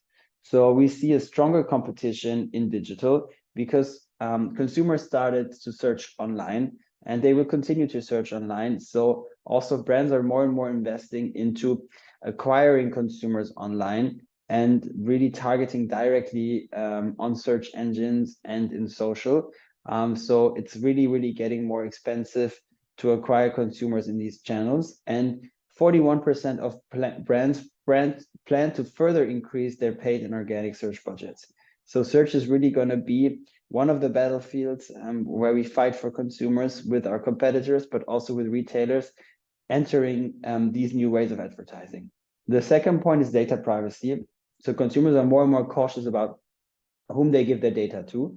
And this also makes it more difficult for companies to target consumers in the right way. So on the one hand, you have a higher acquisition cost, and on the other hand, you have more and more consumers opting out, which means that your return on ad spend, your efficiency in online advertising is decreasing. And then the third one is something that is related specifically to e-commerce, and this is sustainability. So this growing volume of order calls for a more sustainable supply chain that is integrated on a holistic way. So not only in terms of sending packages to consumer, but also in terms of how do we package these goods, how do we make sure that we have frustration-free packaging, that we don't have one packaging inside another packaging. And I think one brand that is really leading the way here is Nike with their sustainable packaging initiative. So their move to zero, which is a very, very interesting case in my eyes. So if we look into the success factors and what has made us so successful at L'Oreal over the last 2 years, in 2022, I saw 3 success factors. The first one really was brand building and a focus on sharpening the brand image to increase visibility. So we see that in this world where we have this very, very strong competition online, and we move from going to a store where you have a shelf where you maybe see like 50, 60 to 100 products, to searching on your desktop, you only had 10. Now, if you look in your mobile phone, you only have maybe 3 results that you really see, that you really pay attention to. And if we look into the future of voice search, we know that it will only be 1 result. So the brand is becoming very, very important. The second part is loyalty. So really creating strong connection with consumers to increase customer lifetime value. So we see that the efficiency of a consumer that is loyal is much, much higher than the efficiency of a consumer that gets acquired, because the acquisition is something that takes a lot of time and a lot of budget. And then the third part really is sustainability. And here it's more a sharing of what we do today and our vision, and really giving you concrete examples, while for brand building and loyalty, I will give you some concrete examples today. Let's dive into brand building. So consumers trust strong brands, and this is not only the case for online, but overall. If you look into your purchasing behavior, you really trust strong brands, and the brand really helps you to build a connection and trust with the product that you're purchasing. So consumers today are 4 times more likely to purchase a product if they trust a brand. So this is even more the case for a brand when you have it online, and especially when you have different touch points in different markets and don't only sell on your direct to consumer. So here it's very important as well to be very consistent, so that consumers, they see your brand, they trust it, and that they can also see it across all of the channels in a consistent execution. So if we look into the online ecosystem, brand building can be done through e-commerce, and it can be done very, very successful. I would go even a step further and say, if you don't have a strong brand, you will not succeed in e-commerce in the future, because consumers are searching for brands, and they have such a big variety of products and such a big variety of offers that it's going to be very, very hard for you to get into the relevant set of your consumers. and be considered for purchase if you don't have a strong brand and if you don't have a very, very strong search strategy. And if you look into how you can build a brand, it all starts with consistency. So you need to make sure that you have the same brand image and the same execution across all of your channels today. Then the second part, and this is becoming more and more important, is paid media. We already spoke about the importance of search and the rise of acquisition costs. So paid media and investing there is really, really crucial for success. So if you want to build a brand online, I would recommend that you focus with your budget on really brand campaigns and building the brand and on more awareness-focused media instead of focusing too much on conversion, especially if you're in the phase of just building the brand. If you already have a very, very strong brand and you have already a lot of consumers that are considering your brands, it's much easier for you and much more efficient also to have these performance media conversion tactics, because then you already have a pool of consumers that you can target instead of acquiring new ones. But if you don't have that yet, make sure you have that, and all of your other media investments will become much more efficient. Then the third focus is aligned with consumers not sharing their data anymore. So focus on D2C, focus on own channels, because this will give you the opportunity as well to have first-party data and to understand your consumer behavior. If you solely rely on retail partnerships, it will become very, very hard for you to understand the full consumer behavior and understand how consumers interact with your brand, what they click, what they like, and what kind of product could be interesting for the future. And then leverage all of your data, make sure that you have a full visibility of all the different data touch points in one centralized database, so you can really focus on giving consumers what they need and understand their needs better. One of the things that is really, really interesting if you have a direct-to-consumer website is also using that as a flagship. So on the one hand, you can generate first-party data to create an elevated experience, to make sure that what you have on your site is backed by data and by A/B testing. So you really understand what works, what kind of content, what kind of consumer journey, what kind of separation and best practices in terms of bestsellers, in terms of navigation will help you to convert more. So you can then use that to also improve the collaboration with your retailers and improve the usability on these sites. And you can optimize the consumer journey based on real data, which will help you to better understand how consumers search on your site, how consumers navigate, and in the end, what makes consumers buy a product and what makes consumers increase their conversion. The second part that I want to share with you today is regarding loyalty. So loyalty is all about creating strong connections with consumers and increasing the customer lifetime value. And if we look into the value of data and the recent development, we have seen that Apple was leading the way with iOS 14, giving more powers to consumer and giving the powers back to consumers about their data and really giving them the opportunity to decide with whom they want to share their data. So this is a factor that is really influencing a lot the way we do marketing today, because 61% of consumers will only share their data if necessary. So brands really need to rethink their targeting, their personalization, and the way they engage with consumers and the way they understand consumers. And if they don't offer benefit to consumers, we need to consider that more and more consumers will opt out and not share their data anymore. So we don't have all of the insights that we had before in order to improve our tracking. So one thing that this has as a result is a shift from recruitment to retention. So this is very important for us, and we focus a lot on retention because we have had a very, very strong acceleration in consumers engaging with the brands and starting to shop the brand for the first time online. So we had a very strong increase in our database, and I'm sure that many other companies and brands had the same phenomenon as well, because consumers started purchasing online for the first time and signed up for the database. And so now it's really about making sure that you have this treasure of data, and you have all of these insights, but also making sure that you have a repurchase there and that you really start bringing these consumers into a loyalty loop. So shifting from media sampling and sign up to recruit new consumers to CRM triggers, personalized offers, and loyalty measures in order to increase their lifetime value. And if we look into the quote of Nicolas Hieronimus, who's the CEO of L'Oréal, who said, in the future, 1% more retention will be as valuable as 1% of market share increase. It shows A, that it's present at top management level, and B, that it's very, very important for him and that he really sees this as a key business driver for the future. And this is why we all focus so much on that and really try to understand what we can do in order to increase the customer lifetime value, how we can loyalize and how we can build offers that will make consumers more loyal to the brand, and in the end, that will make them convert more over a longer period of time as well.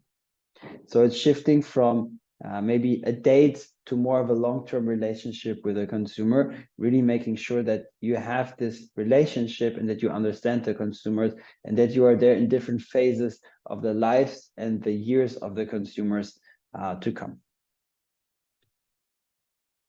One thing that is an interesting approach in order to loyalize and in order to generate data is increasing services.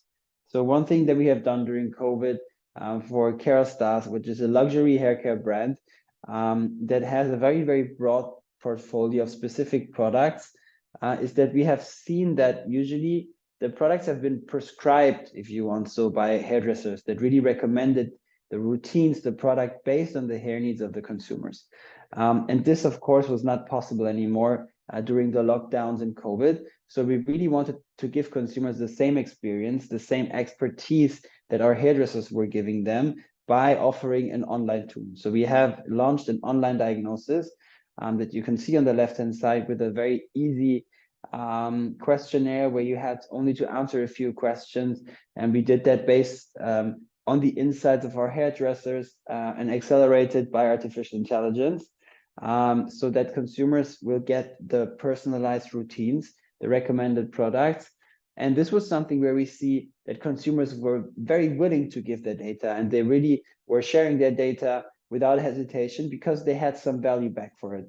So we see that on the one hand, we increased our average order value because we recommended products that they might have not considered before, increased our conversion rate, and had an incredible increase in database sign up by 13%. That really helped us to learn more about consumers and also to generate these insights for product development, also for product placement, and for deciding which products we bundle with each other, and how we can have our offers there. So it really shows the interest of consumers, that it works also in terms of business, and it really increases the engagement, the time spent with the brand.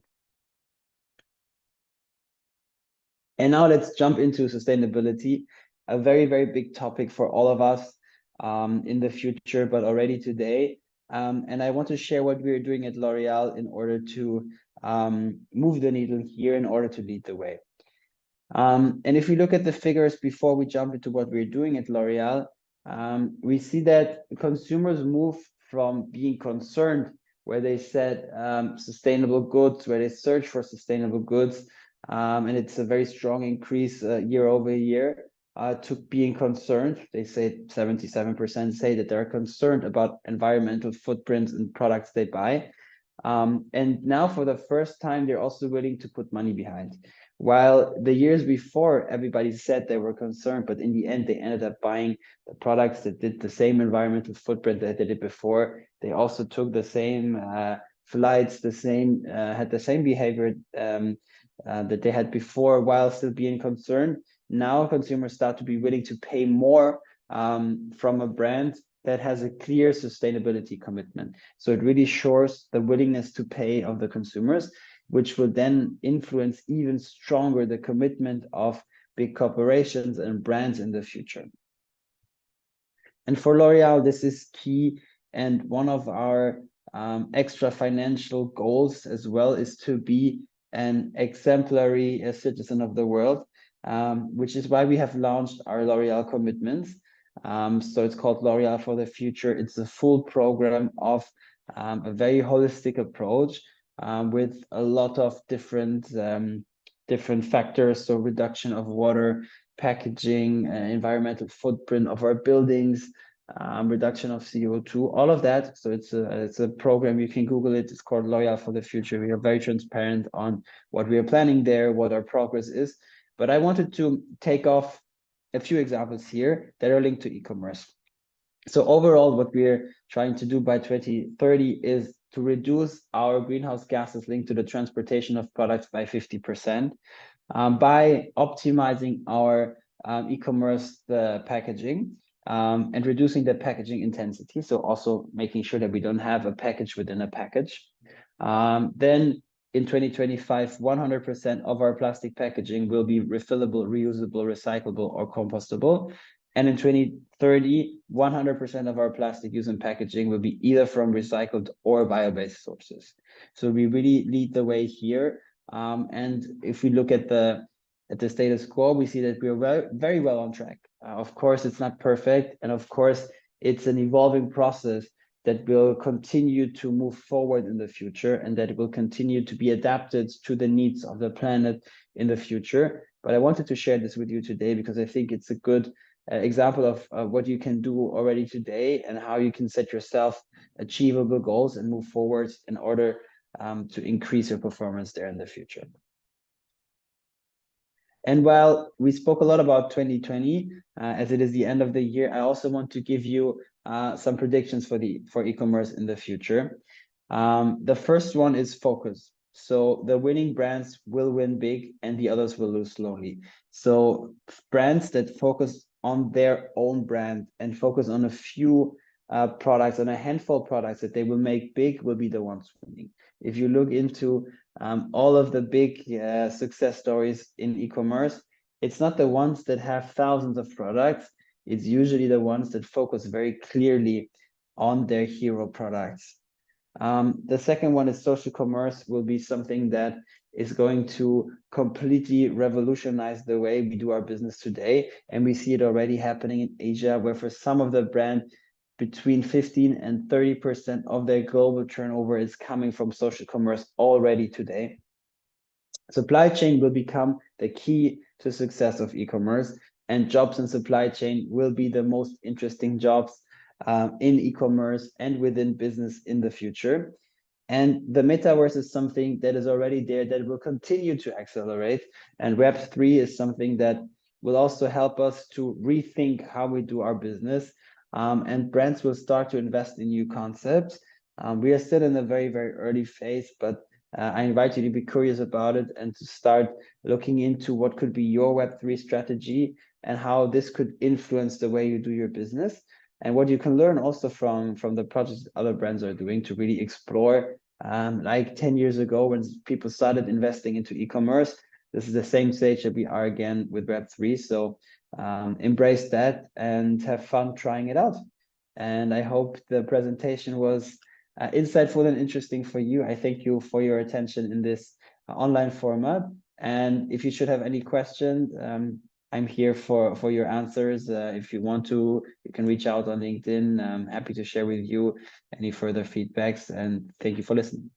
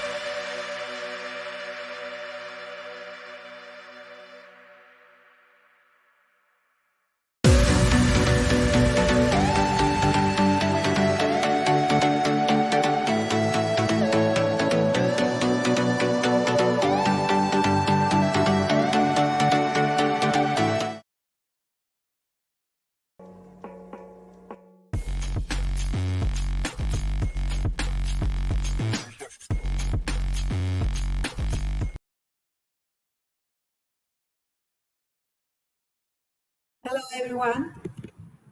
Today we are going to talk about central bank digital currencies. So, before getting into the topic of the CBDCs, I want to talk about the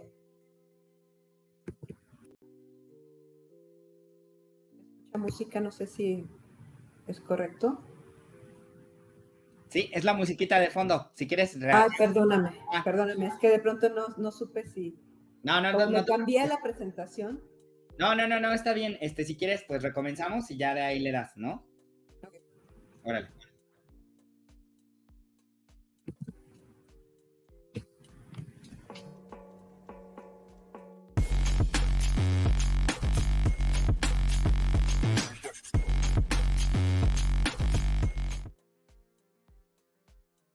Hello, everyone. This is Angelica Arana. Today we are going to talk about central bank digital currencies. But before getting into the topic, I want to talk about the main function of the role of the central banks in a country, and this main function of the central banks are to preserve the national currency value and improve the economy well-being of the country's citizens. So this is an important function because they provide stability in the finance and economy of a country. So the way they provide this stability is because they are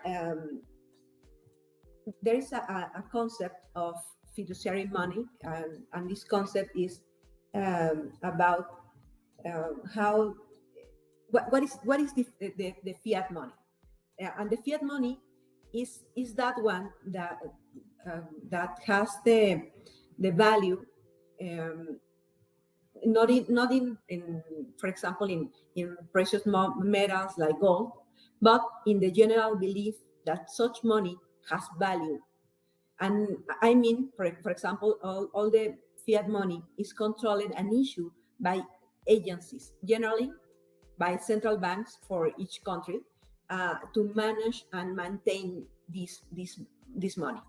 This body are charged in charge of ensuring the authenticity and giving confidence to the users, consumers, making up this system, this economic system. So I think that there is important to understand that money has certain main characteristics. One of them is that money is a means of exchange. What I mean, money is a medium of exchange with a recognized value that was adopted in order to make it easier for people to trade products and services with each other. So this is the main function of the money, facilitating exchange, because it is a conventional good of general acceptance and guaranteed by the state, by the government of a country. Secondly, money is a deposit of value. What I mean, the individual who has obtained money possesses the purchasing power that he can materialize when he deems appropriate. And finally, money is a unit of account, because money is valuable as unit account because it has a social acceptance standard by which things are, for example, priced and with which payment is accepted. So money expresses a specific unit of value of the things that the things already have, and this is why money facilitates the economic calculations. So if we talk a little about the money history, some of the earliest currencies were objects from nature. No? An example is the the cowrie shells first, that first used as money about 1200 BC. Although they may seem pretty random choice, the shells had several advantages because they were similar in size, small and durable. Later, coins were made for electrum. Electrum is a mixture of silver and gold that occurs naturally. And the coins were stamped with pictures that acted as denominations. The different denominations that the currencies already, the coins has, no? Later, again, during 1260 CE, the Yuan dynasty of China moved from coins to paper money, or in all China experienced over, I don't know, maybe 500 years of early paper money, spending from the 19th through the 15th century. So this is the way the money is going to be is represented across the time. But what happened now? The nature of money is changing, and the central banks worldwide are debating whether they need to change with it. As electronic payments take off, a private currency like Bitcoin gain traction over the years. Governments have been exploring issuing digital version of their national currencies that could be used as universal form of payment in a way physical cash is today. These conversations gain urgency for some when Facebook announced a couple of years ago plans to launch a cryptocurrency called Pound in Libra. And this is very concerned that one of the world's most powerful technology companies could become even more powerful by operating its own digital currency. Could you imagine? So the central bankers need to do something. And when I talk about Bitcoin, we need to talk about Satoshi Nakamoto, isn't it? He launched Bitcoin in 2009, and if you know something about it, they publish.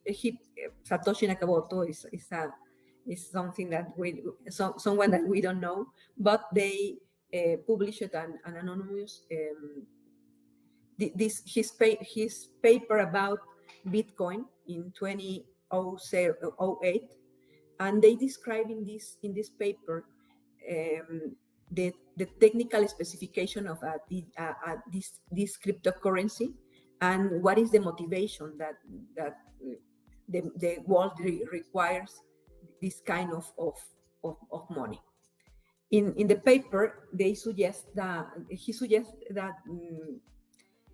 how Bitcoin could provide a strong case for the invention of a new online payment system.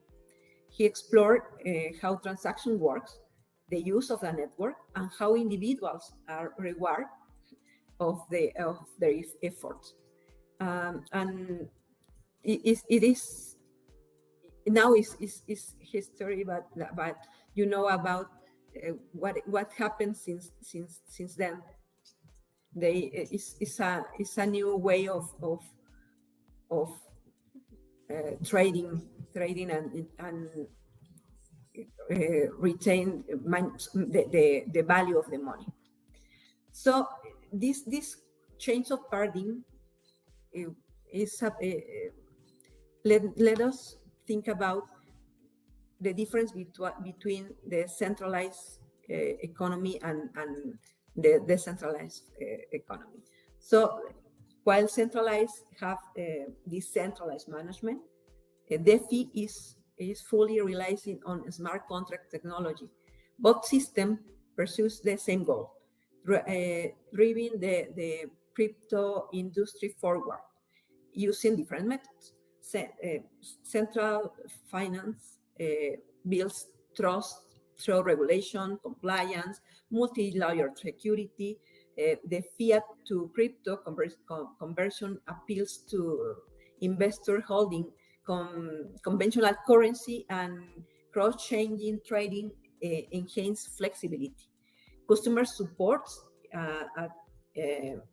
user fingertips, while KYC, AML compliance combined with blockchain analytics, and this help central finance business to prevent all these illicit activities.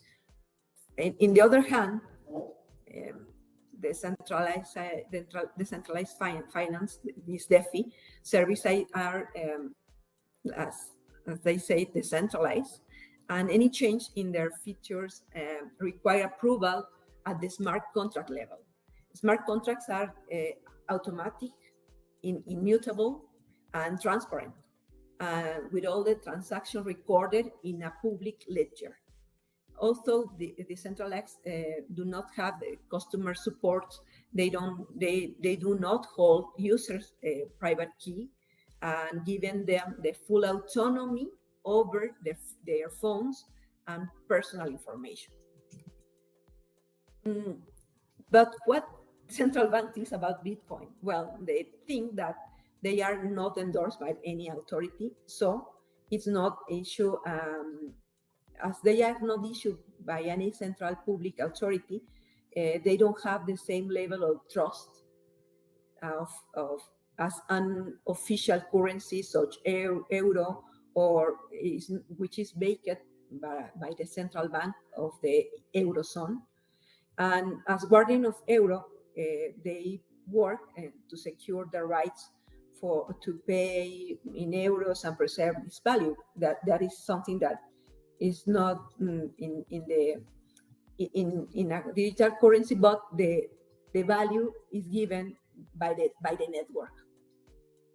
Also, they say that Bitcoin is not generally accepted as mean of payment. If you know, there are some countries that use it as means of payment, but they are not spread in every country. If Bitcoin were a currency, it should be usable by everywhere, by everyone in everywhere. But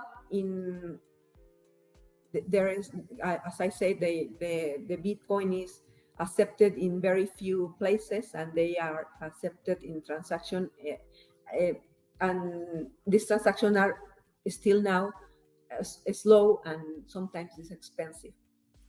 The other thing that the central bank says is that users are not protected, because there is a risk of hackers stealing Bitcoins, and in which case there are no legal protection.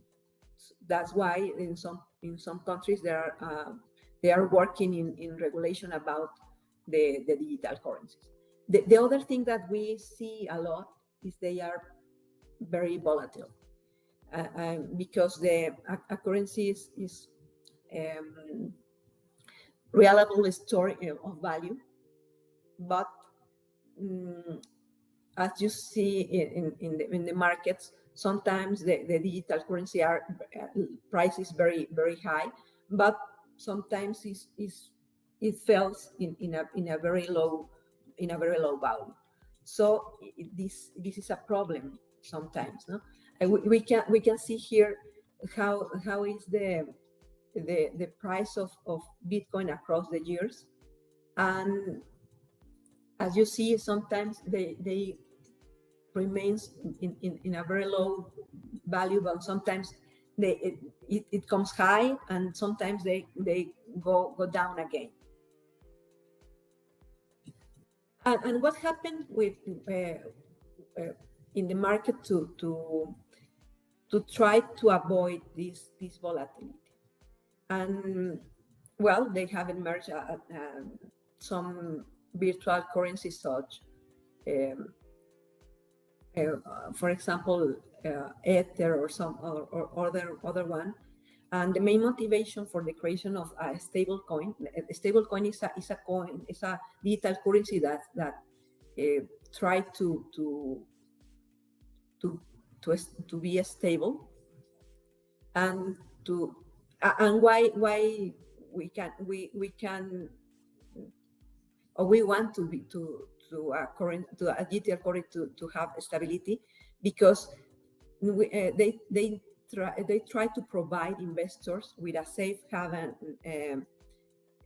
with some kind of safety, and the way they do that is across, for example, these collateralized currencies, and which are associated with another external security, for example, a fiat currency or another cryptocurrency or other assets.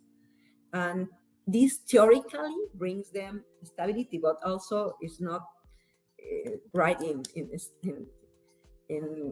stone.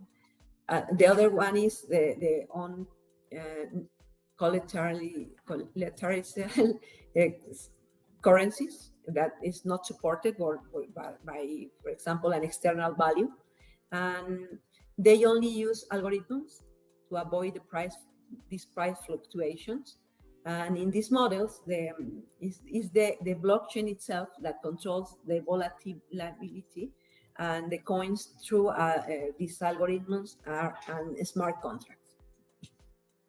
And talking about these stable coins that are baked in fiat currency, for example, this stability is linked to the currency to provide this stability, and between the currency, the cryptocurrency, and the real currency is they try to maintain a fixed parity that provides this stability. And there are others types or stable coins. For example, that one that is related to other cryptocurrency that has low volatility, and other one that are, for example, related to some commodities such gold, copper, or even oil. And for example, the positive thing about this is that its value does not depend on a banking institution, but depends on the value of the commodity, the value which would have some movements according to the global economy's context. Talking about the ones that are related, are algorithmic based. Well, they are, like I said, they are not associated with any external value, and they have these algorithms that try to regulate their operation and manage the supply of token in circulation. An algorithmic stablecoin system will reduce, for example, the number of tokens in circulation when the market price falls below the price of the fiat currency that it is tracking. And an alternative, if the price of the token exceeds the price of the fiat currency, new tokens are entering circulation in order to adjust the stable coin value downward. But so what is the importance of the stable coins? Well, one of them is the stable coins offers this stability in a volatile market, because provides to the investors and traders with the same value of the fiat currency, providing to the the traditional market participants this stability that they require. For example, while a traditional investor might choose to allocate portion of their portfolios to cash or treasury bonds, when the volatility increases, cryptocurrency investors can transfer their funds to stable coins. The second one is that they are a fast and efficient way for cryptocurrency traders to move quickly into the crypto market. Cryptocurrency investors or traders often turn to stable coins when they also when the market is volatile, and converting these stable coins allow them to stay in the cryptocurrency market and move faster between trades without waiting days to transfer from fiat money, for example. And the third one is that they bring more liquidity and volume to the cryptocurrency market. The stable and efficient, the efficient of the nature of these stable coins inspires confidence to the cryptocurrency market. So what is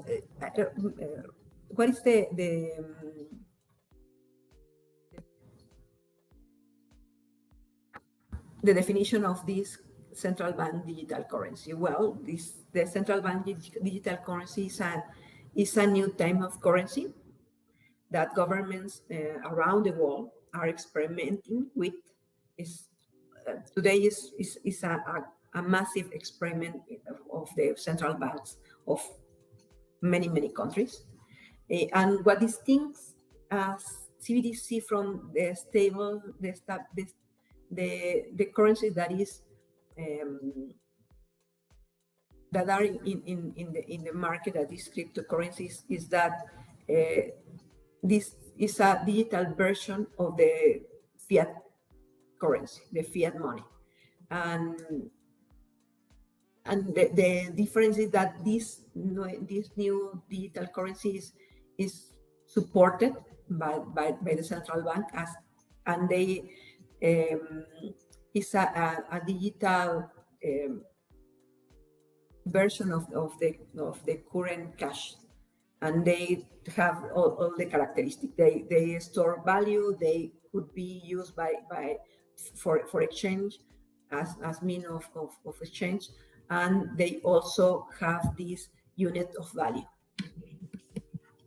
So, as mentioned above, the central banks are looking to implement different forms of CBDCs, and all this version of digital cash shares some common aspects, such that central bank digital currencies are centralized, and they are backed by the central bank of the country. And this is a huge differentiation between CBDCs and cryptocurrencies, because as they operate as on a decentralized network, and this is on the central bank. The other one is that around the world they can be used as, because they have the potential to complement the existing currency rather than replace it. It's some complement. No, it's not instead of. The other one is that digital currencies have this traceability, because sometimes it's difficult to anyone to use them for illegal purchase, for example, because you can have this traceability of what is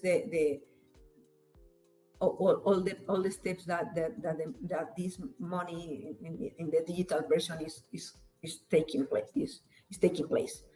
And the other one is that all the governments spend millions of billions even of money to print now bills and coins. But if you have a digital version of the money, of the fiat money in a country, all these spends could be safe. And what are the objectives of doing this digital currencies. Well, one of them is generate, for example, a new form of money that is capable of taking advantage of new technologies like blockchain. The other one is that it facilitates the mean of economic and financial interaction, both national and internationally. The other one is that create new financial and economic structures capable of opening important investment doors for nations in a worldwide. The other one is that they stimulate competition among payment system by making them more economical and far-reaching. The other one could be that they create monetary policy control mechanism with this intermediate action. Sorry, it's an immediate action. Is all the central banks are one of the major objectives of the central bank is that they need to control the monetary policy, and this could be something that help them to do it in a more efficient way. And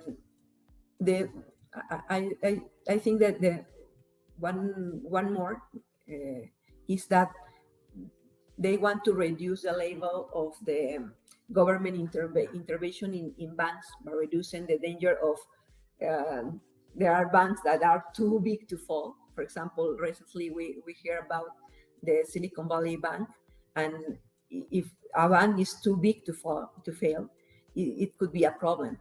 So having this central bank digital currency, this problem could be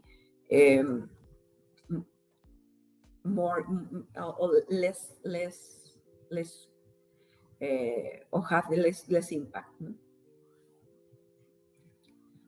And because this is what I am talking. One of the main benefits of central bank digital currency is that the people do not risk their money even when the banks fails, because you have the support of the central banks. The other is that transferring money across banks and cross-border becomes simple.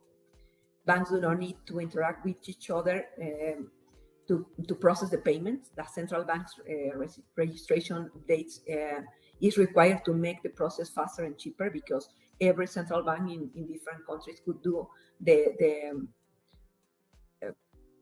could register this money transfer. The other is that we can prevent the money laundering and the and all these illegal action that take place with the cash today, like terrorism, for example. And the other one is that the CBDC system digital transform the traditional financial system. The other is that the price of CBDCs will remain stable in terms of Board Customer Price Index. Therefore, it promotes transparency and monetary policy. And in the traditional financial system, payment processing is done through paper money, checks and card networks or electronic system. And CBDC can act as a complement for the existing payment system, and with the advantage that they could reduce the printing cost or the complete the abolition of some types of payment, for example. No? But not everything is there are also some challenges. No?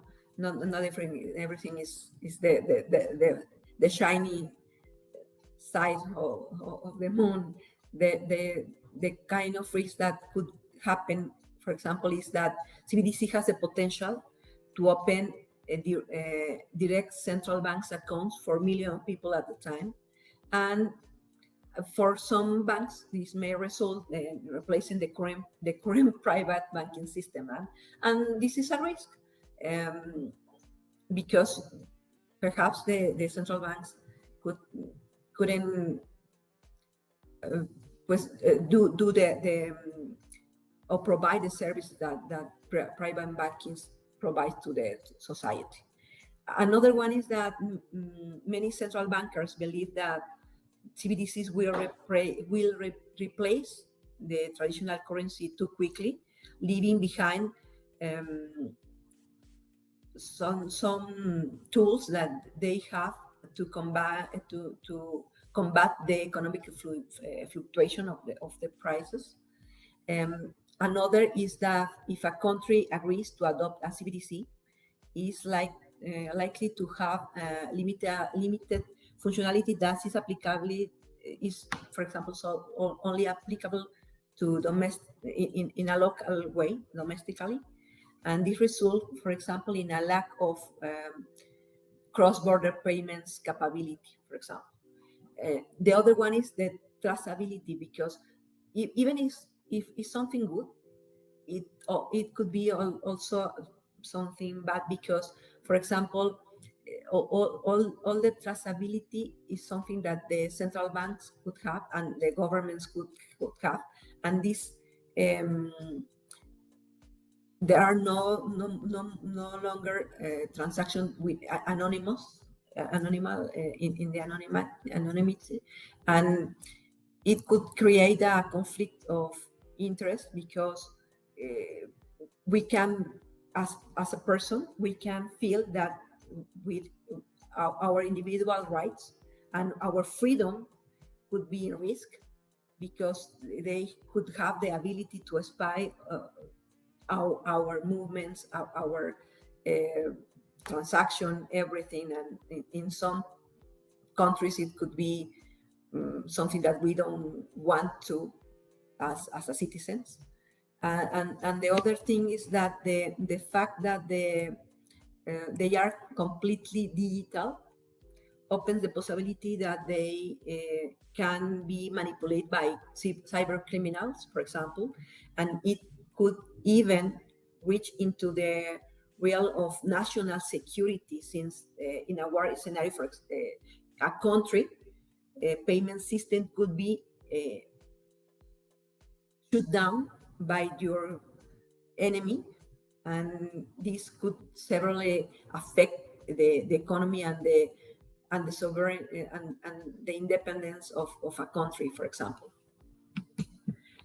And well, I have these slides about what happens historically with the CBDCs since June 2018. This is the landscape of the central banks exploring the creation of digital currency in June 2018, and here we can see how it will change by June 2019, and this is June 2020, and in June 2021, 37 countries have reached projects on CBDCs, including the United States, India, and the United Kingdom, and Australia, Japan, and 15 are in the development phase, which is the case of Brazil and China, and 30 more are in the pilot testing, such Canada and Russia. And this is something that is changing every day. And finally, we have, for example, one country that already has released its digital currency in 2020, and is the Bahamas. And we will see more and more countries that are working very hard in this in not just the local digital currency, also in a cross border digital currency, and this interoperability that is required between countries. And to resume this, I think that a digital focus a design focused on citizens rather than government control is fundamental for the design of the CBDCs in order to truly be beneficial for and achieve financial inclusion and bring us competitive payment market and methods to that will be more efficient. And this could be a very good tool for fast and efficient international transfer that today is not the more efficient ones. And also we need to keep our eye in this problem that the citizens control and espionage. Also, I think that there are too many challenges in the world which blockchain technology could address in different ways. And we are sure that little by little will generate a massive adoption of this technology, and this will impact and improve our society. And I think it's a valuable resource for the central banks and even for the governments of our countries, but they need to work in all the challenge that the CBDCs has. But at the end, it's important for us as citizens to see what is happening around the world, not just in the private market, also in the public one. And this is something that we will see in the next years. Thank you so much. I have some couple of reference in the presentation, and you could have access to that. Thank you so much.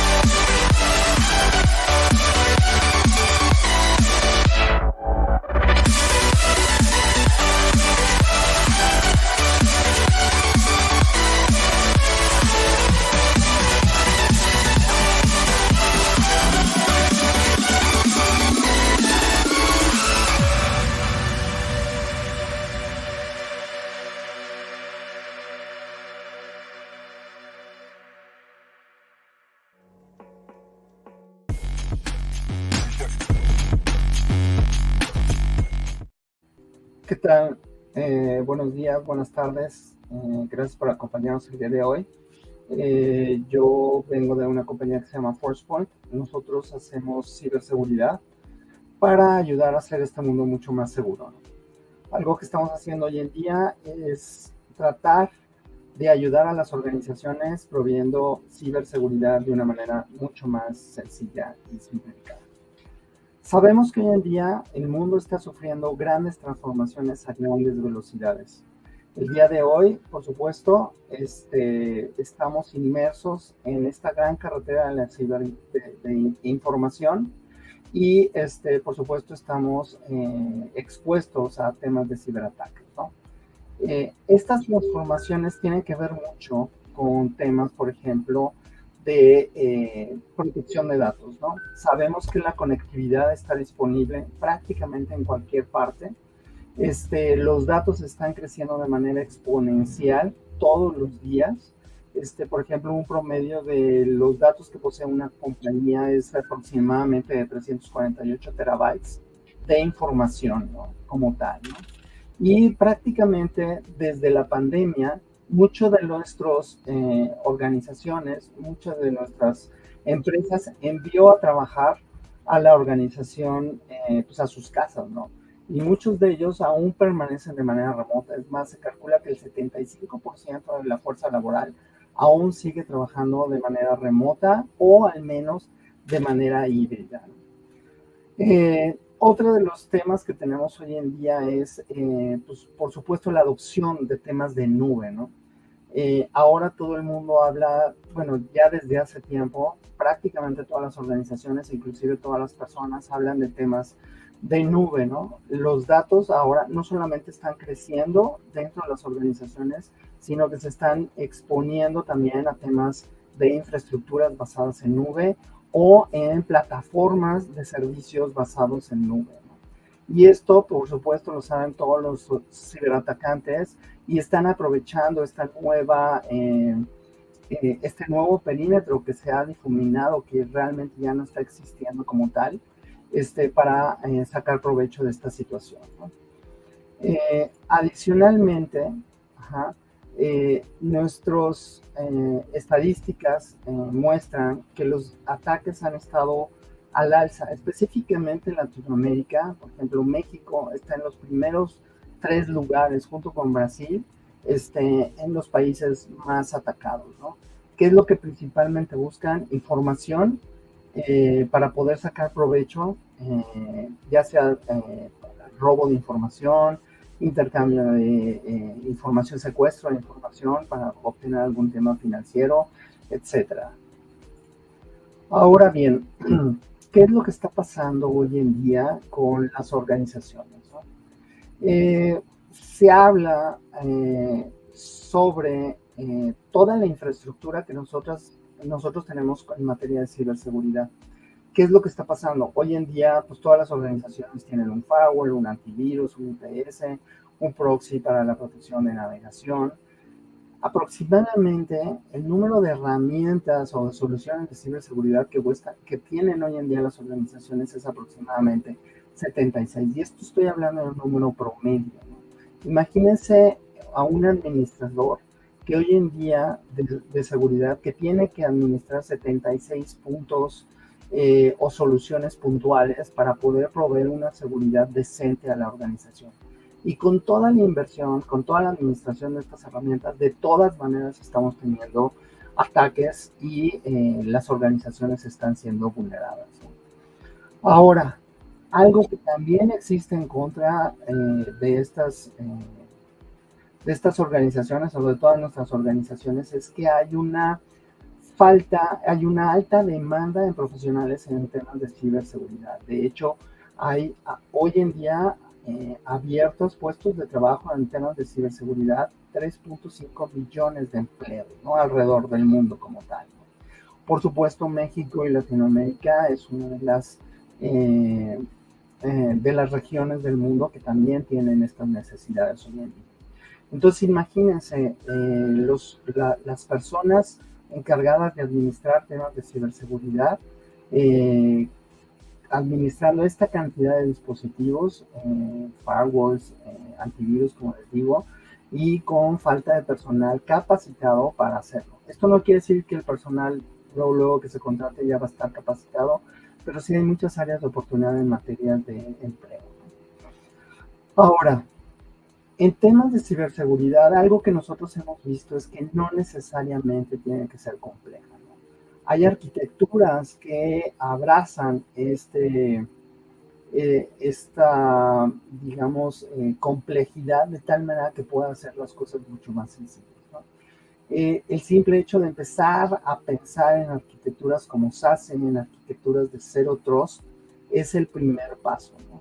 Esto empieza a eliminar temas de subjetividad con respecto a la postura que las organizaciones tienen en materia de ciberseguridad, ¿no? Por ejemplo, estipular una solo set de políticas para la organización, almacenarlas en un punto central, hacerlas, enforzarlas en este punto central, para que a partir de ahí se distribuya todas las políticas, controles de acceso, y en un solo punto central, pues es lo que está sucediendo hoy en día. Muchas de las organizaciones hoy inclusive ya están pensando en temas de Zero Trust, en temas de SASE, que son arquitecturas basadas en administración de identidades, administración de usuarios, administración de dispositivos, y con el principio de permitir los accesos con el mínimo privilegio, ¿no? Esto es algo que nosotros estamos empujando mucho a nuestros clientes, estamos ayudándolos todos los días. No necesariamente una empresa va a adquirir una postura de SASE o una postura de Zero Trust de la noche a la mañana, sino son una serie de pasos que hay que seguir para poderlas adoptar, ¿no? Y cualquier paso que se dé en esa dirección va a ser un paso importante para poder optimizar recursos, para poder consolidar soluciones en temas de ciberseguridad como tal, ¿no? Como les decía, nosotros somos una empresa de ciberseguridad, llevamos más de 20 años y estamos especializándonos en proveer una solución sencilla, donde podemos proveer una seguridad completa basándonos en arquitecturas SASE y en arquitecturas de Zero Trust, ¿no? Muchos de nuestros clientes confían en nuestra experiencia, confían en nuestro equipo de trabajo, y por supuesto estamos aquí para ayudarlos. Nuestra nueva acercamiento en esquemas de seguridad tiene que ver con 4 premisas principales, ¿no? El primero de ellos tiene que ver con temas de conectividad y de conectividad segura. Sabemos que hoy en día las organizaciones tienen oficinas remotas, empleados remotos, y lo primero que debemos de proveerles a ellos son esquemas de conectividad de forma segura. No solamente darles la conectividad, sino hacerlo de una manera segura, donde tengamos visibilidad y control de todo el tráfico que está pasando por estas conexiones, ya sea desde oficinas remotas, empleados en casa, etcétera, pero poder proteger de manera adecuada. Otra de nuestras posturas es tener visibilidad y control sobre todos los datos de la organización, sin importarnos dónde estén, ¿no? Por supuesto, sabemos que todos los usuarios están creando información, accediendo a información, intercambiando información. Si nosotros tenemos visibilidad y control sobre cuáles son los datos que las organizaciones están teniendo, permítanme un segundo. Un segundo punto que estamos teniendo el día de hoy es, por supuesto, la visibilidad y control de toda la información que las organizaciones están intercambiando hoy en día. Sabemos que los usuarios crean, almacenan y intercambian información prácticamente en todo momento. Y nosotros debemos de ser capaces de poder proteger el contacto que tienen los usuarios con la información, donde podamos proveer visibilidad y control para poder proteger nuestra información de manera adecuada. Y el tercer punto es nuestra propuesta de seguridad unificada, ¿no? Que tiene que ver con una postura que va de acuerdo a arquitecturas de Secure Service Edge, ¿no? O una postura de seguridad hacia el punto final, donde tenemos una sola consola de administración para poder administrar políticas, visibilidad de la actividad del usuario, desde dónde se está conectando, desde qué dispositivo se está conectando, si lo estamos identificando de manera adecuada para poderle dar los privilegios que su perfil de usuario necesita. Lo hacemos a nivel global y desde una sola consola de administración. Esta consola de administración se conoce hoy en día como Forcepoint One. Es una consola unificada que cumple con estándares de arquitectura de Zero Trust, donde proveemos visibilidad y control sobre toda la actividad del usuario que tiene hacia la nube pública, hacia las nubes privadas, hacia las nubes corporativas, con aplicaciones corporativas, donde tenemos visibilidad y control de toda la parte de intercambio de información, inclusive de datos en reposo en temas de nube, y es una sola consola integrada con todo lo que tiene que ver con una plataforma de Zero Trust. Por supuesto, los invitamos a que nos visiten y podamos ayudarlos en esta transformación que están teniendo o que puedan llegar a tener pensando en temas de Zero Trust, donde los podamos ayudar a incrementar su productividad, por supuesto, a administrar mejor su riesgo y a disminuirlo a menores costos y menores esfuerzos, porque estamos bajando, digamos, la huella que tiene que ver tener tantas soluciones puntuales o tener tantos administradores especializados para cada una de estas soluciones y poder prever y ayudarlos a tener su cumplimiento tanto en esquemas de seguridad como en esquemas de cumplimiento normativo. Los invitamos a que obtengan más información, que vean una demo de 15 minutos con nosotros, aprendan cómo nos podemos ayudar y prueben nuestras soluciones. Muchísimas gracias.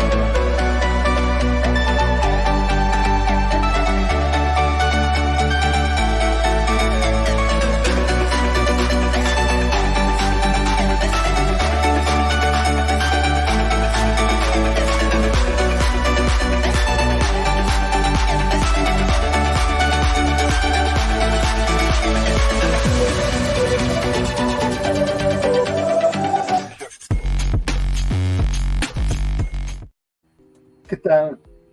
Buenos días, buenas tardes. Gracias por acompañarnos el día de hoy. Yo vengo de una compañía que se llama ForcePoint. Nosotros hacemos ciberseguridad para ayudar a hacer este mundo mucho más seguro, ¿no? Algo que estamos haciendo hoy en día es tratar de ayudar a las organizaciones proveyendo ciberseguridad de una manera mucho más sencilla y simplificada.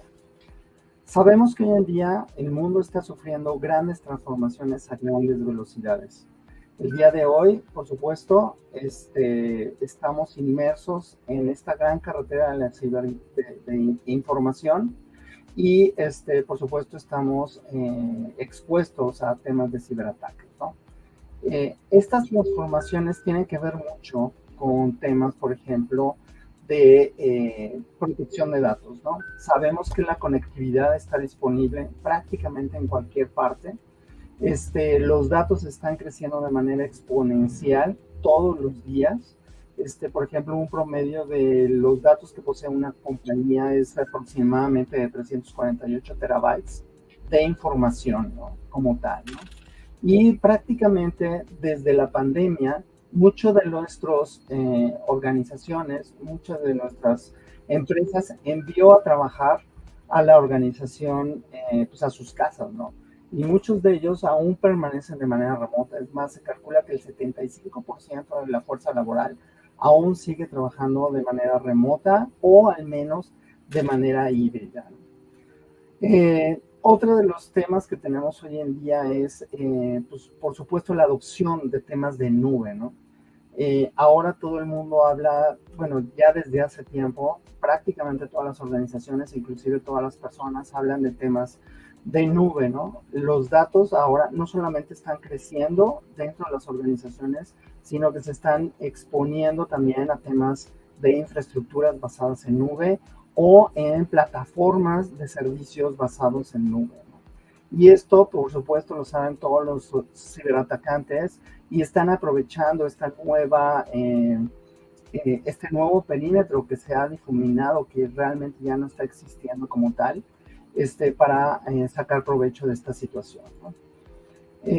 Adicionalmente, nuestras estadísticas muestran que los ataques han estado al alza, específicamente en Latinoamérica. Por ejemplo, México está en los primeros 3 lugares, junto con Brasil, en los países más atacados, ¿no?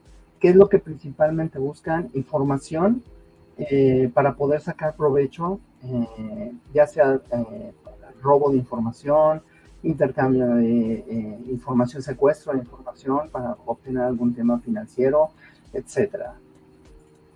Ahora bien, ¿qué es lo que está pasando hoy en día con las organizaciones, ¿no? Se habla sobre toda la infraestructura que nosotros tenemos en materia de ciberseguridad. ¿Qué es lo que está pasando? Hoy en día, pues todas las organizaciones tienen un firewall, un antivirus, un IPS, un proxy para la protección de navegación. Aproximadamente el número de herramientas o de soluciones de ciberseguridad que tienen hoy en día las organizaciones es aproximadamente 76. Y esto estoy hablando de un número promedio, ¿no? Imagínense a un administrador que hoy en día de seguridad que tiene que administrar 76 puntos o soluciones puntuales para poder proveer una seguridad decente a la organización. Y con toda la inversión, con toda la administración de estas herramientas, de todas maneras estamos teniendo ataques y las organizaciones están siendo vulneradas, ¿no? Ahora, algo que también existe en contra de estas organizaciones, sobre todas nuestras organizaciones, es que hay una alta demanda de profesionales en temas de ciberseguridad. De hecho, hay hoy en día abiertos puestos de trabajo en temas de ciberseguridad, 3.5 millones de empleos, ¿no? Alrededor del mundo como tal, ¿no? Por supuesto, México y Latinoamérica es una de las regiones del mundo que también tienen estas necesidades hoy en día. Entonces, imagínense las personas encargadas de administrar temas de ciberseguridad, administrando esta cantidad de dispositivos, firewalls, antivirus, como les digo, y con falta de personal capacitado para hacerlo. Esto no quiere decir que el personal luego que se contrate ya va a estar capacitado, pero sí hay muchas áreas de oportunidad en materia de empleo. Ahora, en temas de ciberseguridad, algo que nosotros hemos visto es que no necesariamente tiene que ser complejo, ¿no? Hay arquitecturas que abrazan esta, digamos, complejidad de tal manera que pueda hacer las cosas mucho más sencillas, ¿no? El simple hecho de empezar a pensar en arquitecturas como SASE, en arquitecturas de Zero Trust, es el primer paso, ¿no? Esto empieza a eliminar temas de subjetividad con respecto a la postura que las organizaciones tienen en materia de ciberseguridad, ¿no? Por ejemplo, estipular una solo set de políticas para la organización, almacenarlas en un punto central, hacerlas, enforzarlas en este punto central, para que a partir de ahí se distribuya todas las políticas, controles de acceso, y en un solo punto central, pues es lo que está sucediendo en día. Muchas de las organizaciones hoy inclusive ya están pensando en temas de Zero Trust, en temas de SASE, que son arquitecturas basadas en administración de identidades, administración de usuarios, administración de dispositivos, y con el principio de permitir los accesos con el mínimo privilegio, ¿no? Esto es algo que nosotros estamos empujando mucho a nuestros clientes, estamos ayudándolos todos los días. No necesariamente una empresa va a adquirir una postura de SASE o una postura de Zero Trust de la noche a la mañana, sino son una serie de pasos que hay que seguir para poderlas adoptar, ¿no? Y cualquier paso que se dé en esa dirección va a ser un paso importante para poder optimizar recursos, para poder consolidar soluciones en temas de ciberseguridad como tal, ¿no? Como les decía, nosotros somos una empresa de ciberseguridad, vamos más de 20 años y estamos especializándonos en proveer una solución sencilla, donde podemos proveer una seguridad completa basándonos en arquitecturas SASE y en arquitecturas de Zero Trust, ¿no? Muchos de nuestros clientes confían en nuestra experiencia, confían en nuestro equipo de trabajo, y por supuesto estamos aquí para ayudarlos. Nuestra nueva acercamiento en esquemas de seguridad tiene que ver con 4 premisas principales, ¿no? El primero de ellos tiene que ver con temas de conectividad y de conectividad segura. Sabemos que hoy en día las organizaciones tienen oficinas remotas, empleados remotos, y lo primero que debemos de proveerles a ellos son esquemas de conectividad de forma segura. No solamente darles la conectividad, sino hacerlo de una manera segura, donde tengamos visibilidad y control de todo el tráfico que está pasando por estas conexiones, ya sea desde oficinas remotas, empleados en casa, etcétera, pero poder proteger de manera adecuada. Otra de nuestras posturas es tener visibilidad y control sobre todos los datos de la organización, sin importarnos dónde estén, ¿no? Por supuesto, sabemos que todos los usuarios están creando información, accediendo a información, intercambiando información. Si nosotros tenemos visibilidad y control sobre cuáles son los datos que las organizaciones están teniendo, permítanme un segundo. Un segundo punto que estamos teniendo el día de hoy es, por supuesto, la visibilidad y control de toda la información que las organizaciones están intercambiando hoy en día. Sabemos que los usuarios crean, almacenan y intercambian información prácticamente en todo momento. Y nosotros debemos de ser capaces de poder proteger el contacto que tienen los usuarios con la información, donde podamos proveer visibilidad y control para poder proteger nuestra información de manera adecuada. Y el tercer punto es nuestra propuesta de seguridad unificada, ¿no? Que tiene que ver con una postura que va de acuerdo a arquitecturas de Secure Service Edge, ¿no? O una postura de seguridad hacia el punto final, donde tenemos una sola consola de administración para poder administrar políticas, visibilidad de la actividad del usuario, desde dónde se está conectando, desde qué dispositivo se está conectando, si lo estamos identificando de manera adecuada para poderle dar los privilegios que su perfil de usuario necesita. Lo hacemos a nivel global y desde una sola consola de administración. Esta consola de administración se conoce hoy en día como Forcepoint One. Es una consola unificada que cumple con estándares de arquitectura de Zero Trust, donde proveemos visibilidad y control sobre toda la actividad del usuario que tiene hacia la nube pública, hacia las nubes privadas, hacia las nubes corporativas, con aplicaciones corporativas, donde tenemos visibilidad y control de toda la parte de intercambio de información, inclusive le damos en reposo en temas de nube, y es una sola consola integrada con todo lo que tiene que ver con una plataforma de Zero Trust. Por supuesto, los invitamos a que nos visiten y podamos ayudarlos en esta transformación que están teniendo o que puedan llegar a tener pensando en temas de Zero Trust, donde los podamos ayudar a incrementar su productividad, por supuesto, a administrar mejor su riesgo y a disminuirlo a menores costos y menores esfuerzos, porque estamos bajando, digamos, la huella que tiene que ver tener tantas soluciones puntuales o tener tantos administradores especializados para cada una de estas soluciones y poder prever y ayudarlos a tener su cumplimiento tanto en esquemas de seguridad como en esquemas de cumplimiento normativo. Los invitamos a que obtengan más información, que vean una demo de 15 minutos con nosotros, aprendan cómo nos podemos ayudar y prueben nuestras soluciones. Muchísimas gracias.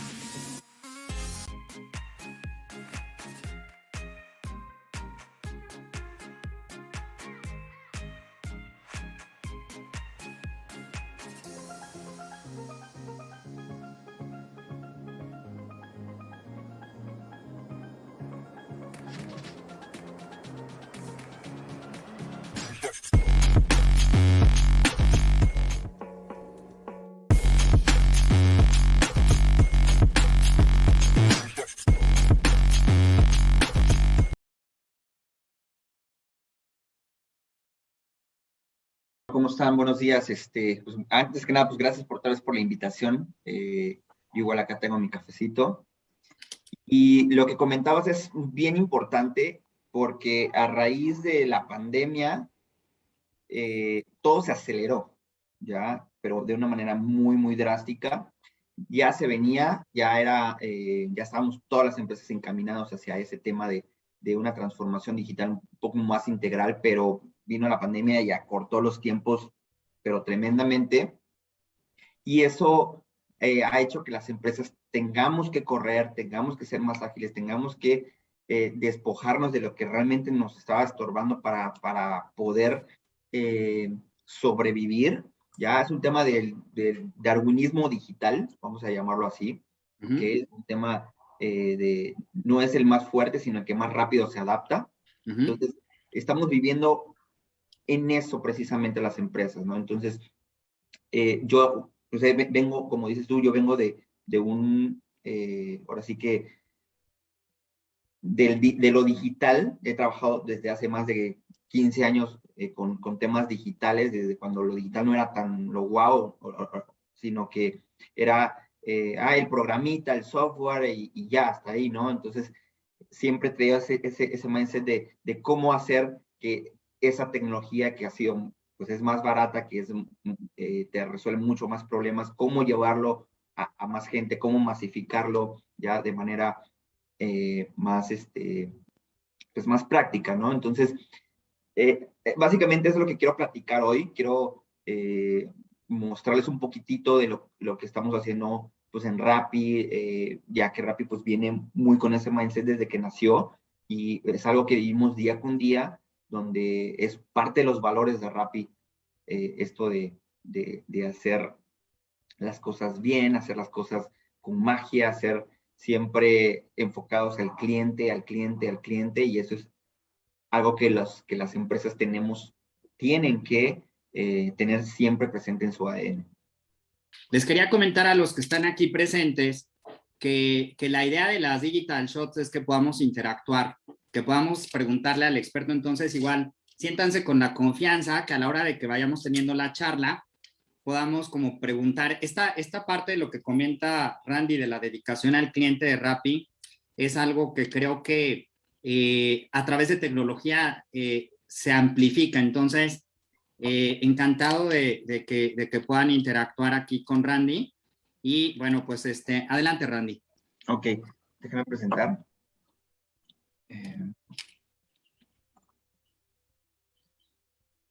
Si quieres, ¿por qué no nos cuentas un poquito la historia? Digo, o la compartes porque ya nos la habías contado a nosotros. Compártenos un poco la historia de cómo nace Rappi. Me encantó cómo este proyecto se convirtió, evolucionó, mutó, pero de una manera increíble. Compártenos esta parte de cómo nace Rappi.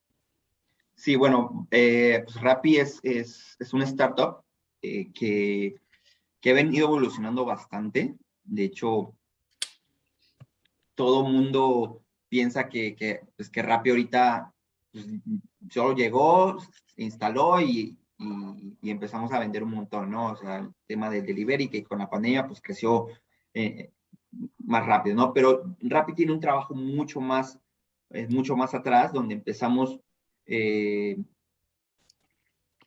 Colombia. Empezó en Colombia básicamente, donde pues como cualquier emprendedor, en el caso de los fundadores, pues tenían su empresa de desarrollo de software, ¿ok? Le estaban desarrollando para un cliente muy grande en México una tecnología, como un tipo de carrito de compra, como tu carrito de compra, pero digital, ¿no? No se dio el proyecto, entonces pues tenían casi toda la infraestructura y todo lo que ya se había desarrollado y pues decidieron lanzarlo. Y así es como nació Rappi en Colombia. Empezó a crecer rápidamente, pues estamos hablando de unos pocos meses, y es como decidieron ya pues dar el paso más arriesgado en irse a México y empezar el proyecto más en forma con un mercado mucho más grande, ¿no? Y así fue como empezó Rappi. Estamos hablando hace casi 5 años, y que ha crecido enormemente. Ahorita estamos ya en en muchos países, en muchas ciudades en México y en otros países, y que ha crecido no solamente en tamaño de cobertura, sino también en el tamaño de verticales. Ahorita ya no es una aplicación para pedir restaurantes, sino es una aplicación multivertical, a lo que se le llama las famosas super apps que hay en otros lados, en China, en la India, en Europa, donde tú con una sola aplicación puedes encontrar diversos servicios y puedes facilitarte la vida tremendamente. Eso es lo que es ahorita Rappi, ¿ya? Vamos a hacer un poquito, lo que somos una super app de América Latina, ya no somos de Colombia, de México, de Argentina, de Chile, somos de toda América Latina. Eso es como que la visión que traemos nosotros, que como latinos también podemos hacer cosas grandes, ¿ya? Y a veces no nos las creemos de que, pues que soy de tal país y pues solamente en Estados Unidos o solamente los chinos o los europeos pueden hacer cosas chidas, y no, realmente los latinos podemos, y hay grandes ejemplos de unicornios en América Latina que estamos despertando y que están alcanzando niveles estratosféricos, y eso me da muchísimo gusto, y eso es también lo que quiero transmitir, y es como que ya lo traigo como una meta personal, transmitir esa energía para poder crecer. O sea, que en México y en toda Latinoamérica hay talento suficiente para crecer enormemente. Entonces, regresando un poquitito, pues en Rappi ya no solamente puedes pedir al restaurante, puedes pedir al supermercado, puedes pedir a la farmacia, los hielos que es para la fiesta, puedes pedir la comida para tu perrito. Oye, me quedé sin efectivo, pides cash y te lo llevan ahí pues, donde tengas la necesidad. Puedes pedir, no sé, las cervezas, el vinito para la cena. Puedes hacer muchísimas cosas, puedes pedir favores, ya, o sea, pedir algún favor, y eso es algo que vamos creciendo día con día en generar nuevas verticales. Ahorita ya estamos en varias ciudades, ya tenemos Turbo, que en menos de 10 minutos te puede llegar una compra que hiciste, paga con Rappi, en fin, hay muchas verticales que estamos sacando día con día y que nos da muchísimo gusto, porque es el trabajo de muchas horas de dedicación, de muchas personas que están detrás quemándose las pestañas, programando, desarrollando negocio, haciendo pilotos para que al final podamos entregarle una solución más a nuestros clientes, que es nuestro principal foco, ¿ya? Eso es a lo que estamos dedicados, a facilitarle la vida a nuestro cliente, ¿ok? Entonces, sobre eso me quiero centrar hoy en la plática, y quiero que igual si tienen alguna duda me pregunten con toda confianza. De verdad que eso es algo que debemos tener sí o sí en nuestra forma de ser. Tenemos que cambiar nuestro mindset 100% al cliente para poder realmente marcar una diferencia. Y a veces el desarrollar una tecnología sí puede ser un diferenciador, pero es un diferenciador que así como estamos en los tiempos ahora, se puede alcanzar muy rápido. O sea, puede llegar otra empresa, una startup con una tecnología mucho más avanzada, y lo que tú ya habías generado como un valor diferencial ya no es, ¿ok? Y eso estamos hablando a veces de meses, ¿ok? Sí, lo que está sucediendo ahorita, Randy, en la parte de streaming con Netflix y Disney Plus, al final, digo, arrancó Netflix con su modelo innovador, pero traes a titanes atrás que son expertos en negocio, ¿eh? O sea... Claro, exacto. Entonces, a veces como empresas, se trabaja también en empresas grandes donde pensamos tanto en hacer tanta cosa, lo planeamos tanto, invertimos tanto dinero, si se desarrolla, pues nos llevamos 1 o 2 años desarrollando, y viene una startup de 5 personas, y en meses ya sacaron algo mucho más rápido, mucho mejor y mucho más barato, y dice, oye, ¿cómo es posible que estos chavitos ya en menos tiempo y con menos recursos sacaron algo mejor que nosotros? O sea, ¿cómo? Estamos viviendo la época en que los ratones se comen a los elefantes, ¿no? Ya esas compañías robustas, difíciles de agilizar procesos, son compañías que van tendiendo a quedarse, y la compañía que sea la más ágil, la más veloz, la más rápida en adaptarse al cambio, es la que empieza a capturar el mercado, ¿no? Definitivo. Y aquí es donde cambia todo, ¿ok? Y, por ejemplo, nosotros en Rappi estamos obsesionados, esa es la palabra correcta, obsesionados con nuestros clientes. Y por eso siempre les tratamos de entregar magia, siempre, siempre. O sea, que cada una de nuestras entregas traiga magia. Obviamente, pues son muchísimas y a veces, pues sí te puede, o sea, podemos fallar o algo así, pero el objetivo siempre es de generar magia en cada una de las entregas. Y por ejemplo, ahorita recuerdo un par de sucesos que pasaron con una señora que pidió que le llevaran de favor, pidió un Rappi favor que le llevaran la tarea al hijo que se le quedó. O sea, no había entregado. O sea, se fue a la escuela y no había llevado su trabajo, ¿ok? El niño de primaria pidió un Rappi favor, la señora pues, estaba en el trabajo y le pidió al repartidor no solamente que le llevara la tarea, sino que le hiciera la tarea porque no la había hecho realmente, ¿ok? Entonces le hizo el dibujo, todo, y se lo llevó al niño, ¿no? Entonces, ese tipo de cosas, o sea, luego nos mandó la foto del dibujo que le hice, que le llevó y todo el tema, ¿no? Entonces estuvo bien padre porque pues, tratamos de hacerle magia. Y igual, otro donde unos muchachos estaban jugando, creo que, no me acuerdo si era FIFA o Halo, y les faltaba una persona para jugar en streaming con otros, ¿ya? Y pidieron de Rappi favor a un repartidor, a un RT, que supiera jugar para que formaran el equipo y pudieran competir, ¿ya? Entonces son cosas que se salen de la caja, o sea, no es solamente entregar comida, entregar un súper y ya estuvo, sino que pueden pasar muchísimas cosas atrás, pero nuestro enfoque siempre es la magia, ¿no? Entregarle esa magia. Y aquí es donde voy a empezar a profundizar un poquito más. ¿Okay? Aquí, la clave y la base de esta transformación digital es el cliente. Siempre, siempre va a ser el cliente y tenemos que tener un mindset así cliente céntrico, ¿ok? Y todo va con un proceso y con un circuito, vamos a llamarlo así, donde empezamos con el diseño de la experiencia, ¿ok? Hay journey maps, arquetipos, todo el timeline que se lleva un cliente desde que nos conoce hasta que termina la compra y el proceso de postventa, qué emociones le generamos a este cliente, cuáles son nuestros puntos de contacto con este cliente. O sea, son un montón de cosas que hace y que conforman la experiencia o el diseño de la experiencia del cliente. Ya no solamente es el producto como tal, o sea, pues le vendí un teléfono padrísimo. Ok, pero ¿cómo generó ese interés desde el producto, desde el tema de marketing? ¿Cómo fue la experiencia al comprar y al adquirir el producto? ¿Cómo fue la experiencia cuando le llegó? ¿Cuál fue el efecto wow? ¿Ya?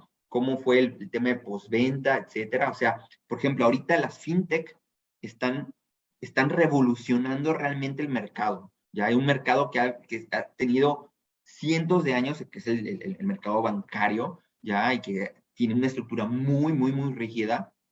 Entonces, las fintech están revolucionando, estamos hablando por ejemplo, como Nubank en Brasil, nosotros tenemos RappiPay, RappiCard, donde lanzamos una tarjeta de crédito donde puedes tú pedirla desde la aplicación, te llega con tus stickers. O sea, hay un tema de experiencia del usuario para una tarjeta de crédito. O sea, antes, o sea, para que te dieran una tarjeta casi que le tenías que rogar al banco, luego es un problema contactarlos, cobros, etcétera. Entonces aquí puedes hacer todo desde tu aplicación y esa experiencia es donde realmente juega un papel súper importante para ser un diferenciador más que la tecnología. O sea, hay tecnología detrás, claro que sí, pero el tema del cliente, cómo el cliente no le interesa cómo, solo le interesa apretar 2, 3 botones y que se haga lo que él quiere, ¿ya? Cómo funciona atrás no le interesa,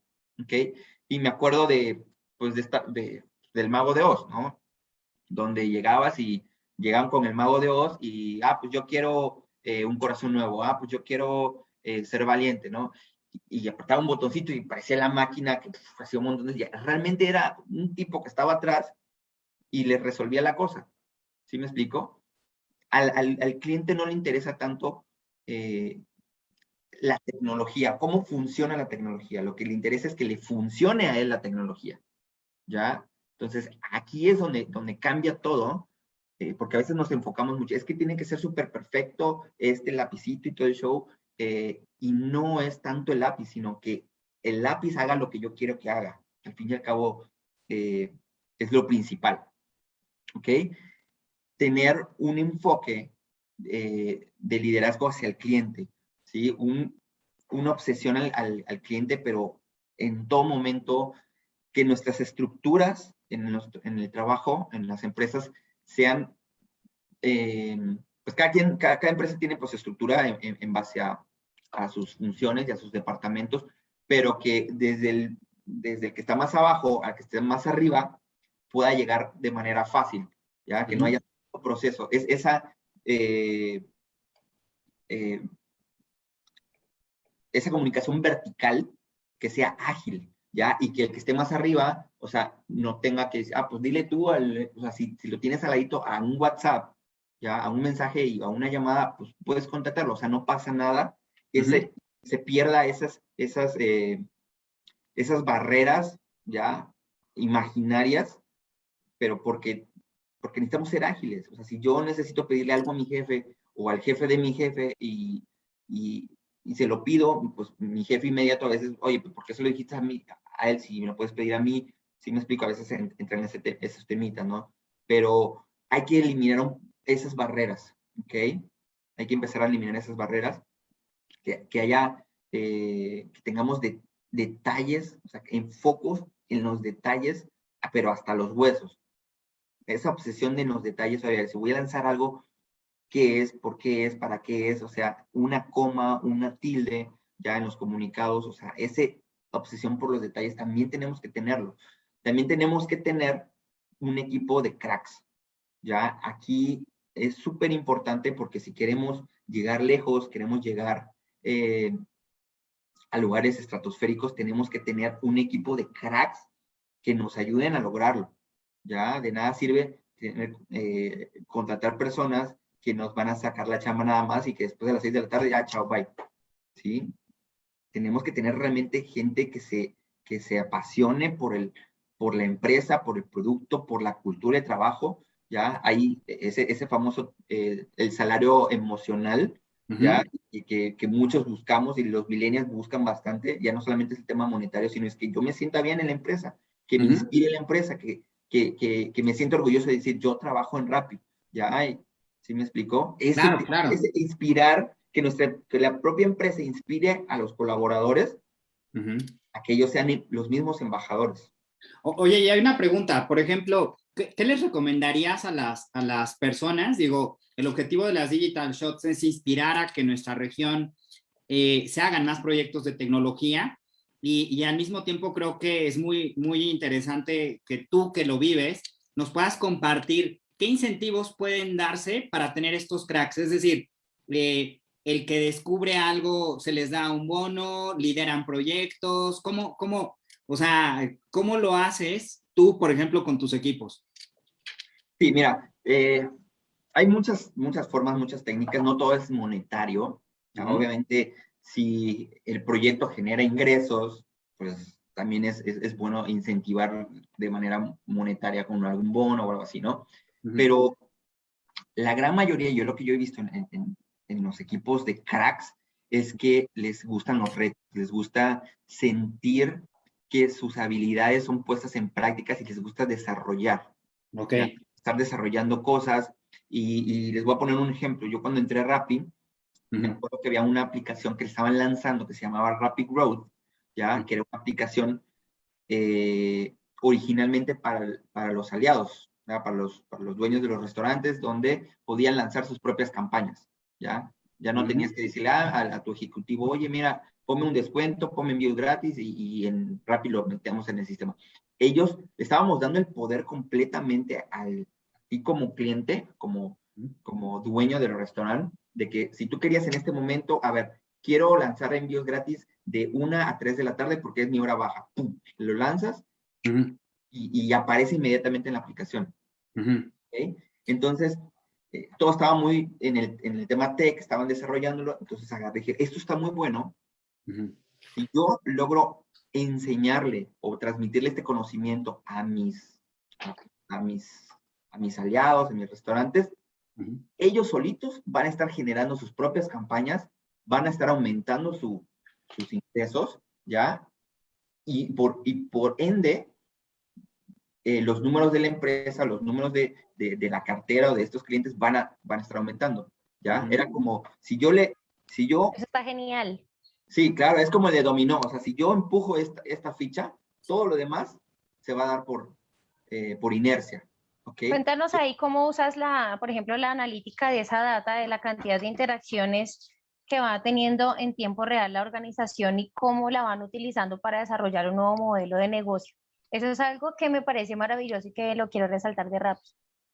Bueno, aquí Rappi es una empresa data-céntrica, o sea, mucho data-driven, o sea, no hay decisión que se tome sin que esté respaldada por data. Y tenemos que analizar, o sea, por qué, ya, y en base a tendencias, en base a los números, todo lo que pasa en una aplicación, y estoy hablando de manera general, todo es traqueable, ¿ya? ¿Cuántos clics? ¿Dónde hicieron clics? ¿A qué horas hicieron clics? ¿Por qué hicieron clics? Tema de conversiones, ¿en qué parte del funnel se cayó la venta? ¿No? Temas externos, lo puedes combinar con temas externos, oye, clima, temas políticos, socioculturales, etcétera, que hay data también y puedes machear tu misma información, ¿ya? Pero no podemos ya seguir trabajando creo que va a pasar esto y, o sea, por suerte, ¿no? O sea, por suposición, ¿ya? Tenemos que ser empresas data-driven, 100%, ¿ya? Y todo esto que tú comentas, Sandra, y básicamente son teorías, ¿ya? O sea, creemos que podemos pasar eso. ¿Por qué vimos esto en la data? ¿Ya? En tema de ventas, en tema de usuarios, en tema de X cosas, ¿ya? O vimos cierto comportamiento y creemos que hay este potencial, ¿ya? Alguien se vuelve owner de ese proyecto, ¿ya? Y lo empieza a desarrollar. No es que se le pague más en ese momento, o sea, es una teoría todavía. Hay muchos proyectos en Rappi que nunca ven la luz porque pues no jalaron. Simplemente se le dedicó tiempo, esfuerzo, recursos, ¿ya? Pero no salieron, simplemente pues no, o evolucionaron a algo más. Claro, oye, Claro, de 100 proyectos, sigue. Dale, Sandy, por favor. Te iba a decir que sí, que de 100 proyectos que capaz uno sabe que no todos los proyectos funcionan.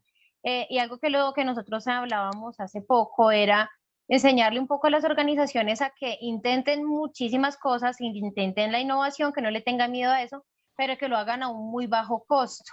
Entonces, eso, por ejemplo, ¿cómo le enseñarías a las organizaciones a que se puedan pasar a la transformación digital? Digamos, no tanto desde la experiencia del marketing orgánico, sino cómo tú empiezas a dirigir una comunicación a tus usuarios, empiezas a analizar qué es lo que le gusta, cuáles son sus preferencias. El cliente siempre sigue siendo el centro, pero digamos, tú no aburres al cliente con spam, con información, con promociones. ¿Cómo es ese manejo del cliente al interior? Mira, nosotros siempre estamos monitoreando los tipos de usuarios, ¿no? O sea, tienes que ir segmentando tus usuarios.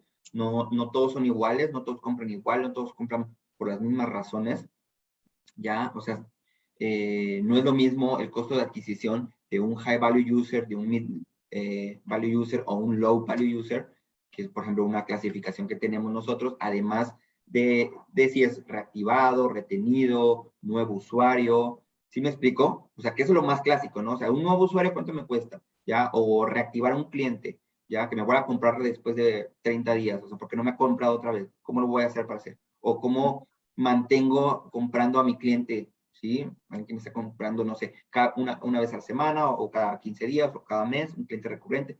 Además de eso, que eso pues como que es un poco más clásico, oye, este tipo de cliente es high value user, tal vez tiene más frecuencia de consumo, tiene tickets más altos, tiene, por lo menos tenemos una membresía Prime, tiene membresía Prime y eso, como ya no paga envíos, pues ya le quita el miedo de estar compre y compre en farmacia, compre en súper, compre en restaurantes, hace el pedido, pide la comida de su mascota, o sea, ya casi todo lo hace por Rappi, ¿no?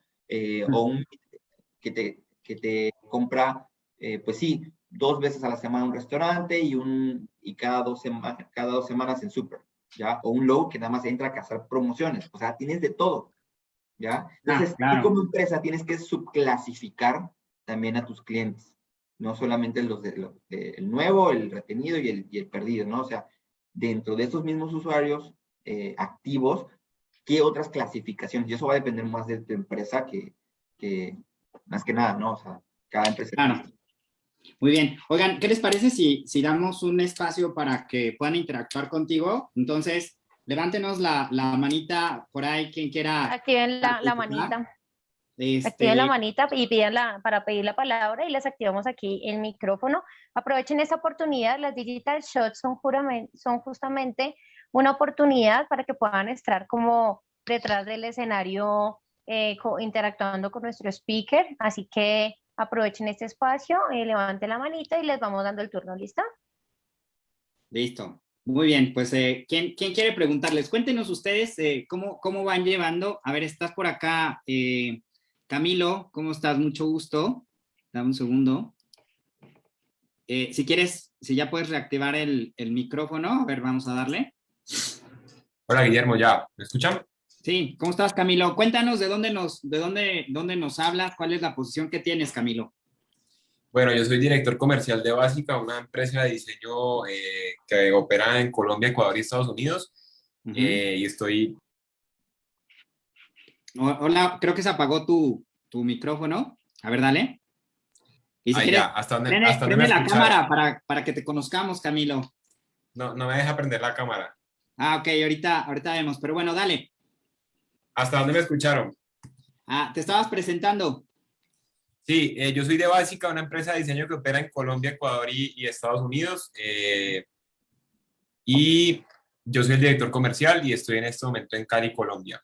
Okay. Entonces, nada, digamos que más que una pregunta, yo he tenido una experiencia muy satisfactoria con Rappi y pues me surge una duda. Digamos que yo soy de los que yo pido mucha comida a domicilio. Y he dejado de pedir restaurantes que no se encuentran en Rappi, por ejemplo la pizza, pedía mucha pizza Domino's y ahora ya no pido pizza Domino's por el hecho de que Rappi me responde de una manera totalmente rápida si me pasa algo con el domicilio. Yo quiero entender cómo ha sido ese reto para Rappi, porque de verdad que un día pedí una pizza que me costó, no sé, $20 y me llegó toda dañada y literalmente puse la queja y a los 2 minutos tenía la plata de vuelta.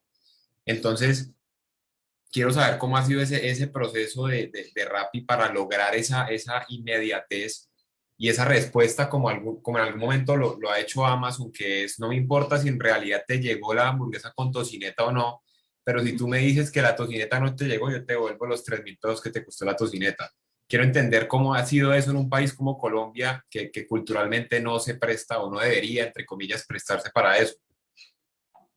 Sí, esto que comentas es algo que trabajamos muchísimo.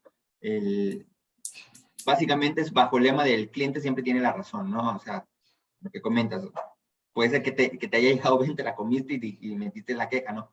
Sí pasa, te voy a decir, la cultura latinoamericana todavía es un poquito así, pero decidimos creer en el cliente, decidimos creer en nuestros usuarios. Si él me dice que le llegó mal la pizza, ya, yo tengo un presupuesto, vamos a decir que ahí como que guardadito, para que cuando tú metas la queja, se tramite esa evolución, ¿ok? Cuando hay una queja, luego deslindamos responsabilidades de quién fue la culpa, si fue el repartidor, si fue el restaurante, porque no sé, no la selló bien y se tiró todo, ¿no? Entonces ya vemos, ya luego trabajamos con los repartidores, trabajamos con el restaurante. Entonces, tú diste un botón de que, oye, me llegó mal la pizza, el algoritmo te revisa varias cosas y te dice, bueno, es de confianza, va, ahí te devuelvo la plata, ¿ok? Hay también temas de revisión de fraude, de análisis del usuario, etcétera. Y la verdad nos ha sorprendido que es muy bajo el porcentaje de este tipo de cliente fraude, ¿no? De que nada más quiere pues comer gratis y que aparte le regresen plata, ¿ok? Realmente es muy bajito porque decidimos creer en el cliente y el cliente está respondiendo ¿ok?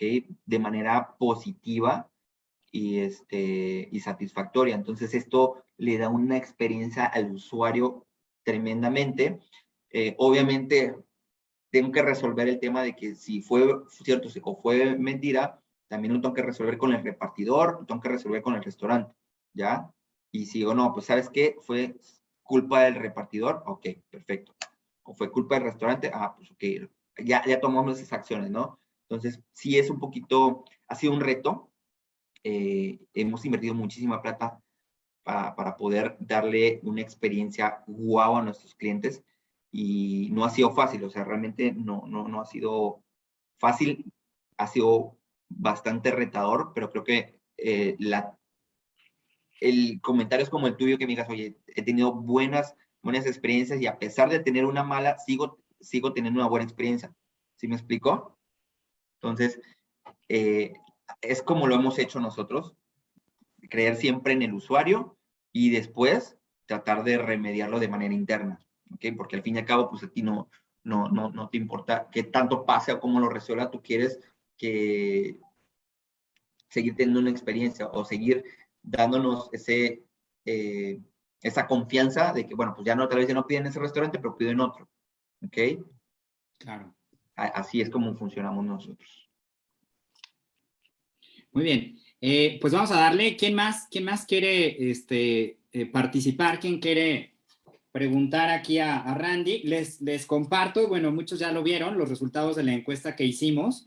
Pusimos una pregunta en donde les preguntamos si sus negocios ya tienen un modelo nativo digital del mismo, es decir, como habremos visto en la pandemia, nuestros negocios análogos los estamos tratando de meter a los marketplaces y a sus modelos de versiones digitales, pero tenemos el problema de que nuestros negocios están hechos para un mundo análogo, entonces el desplazamiento de demanda va a ser pues no muy alto, o sea, la idea es que se tiene que crear la nueva versión de digital y nativa, que es pues una marca como Rappi que ya viene nativa en digital, para que podamos como reinventar nuestros negocios. Ahí, ¿quién nos cuenta cómo lo han vivido, cómo lo han llevado? Digo, al final tenemos un especialista que nos puede comentar. El 17% de las personas de este grupo que respondieron comentaron que las marcas ya tienen una versión nativa o ya están trabajando. 33% que no tienen esa versión y el 50% no tienen ni idea si alguien está haciendo algo adentro de la organización. O sea, el 17% sí. Entonces, cuéntenos.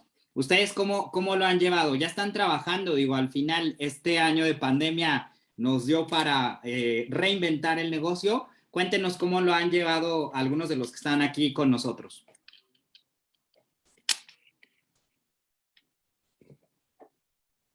Si quieren, levántenos la manita para saber en dónde están, ¿no?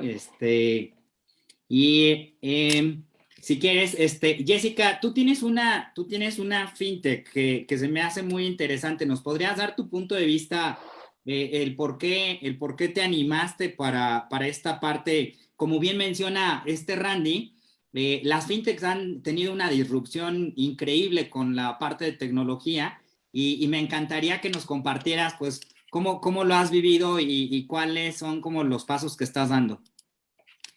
Hola Guillermo, gracias y un gusto conocerte, Randy. La verdad es que Rappi siempre es como una inspiración, ¿no?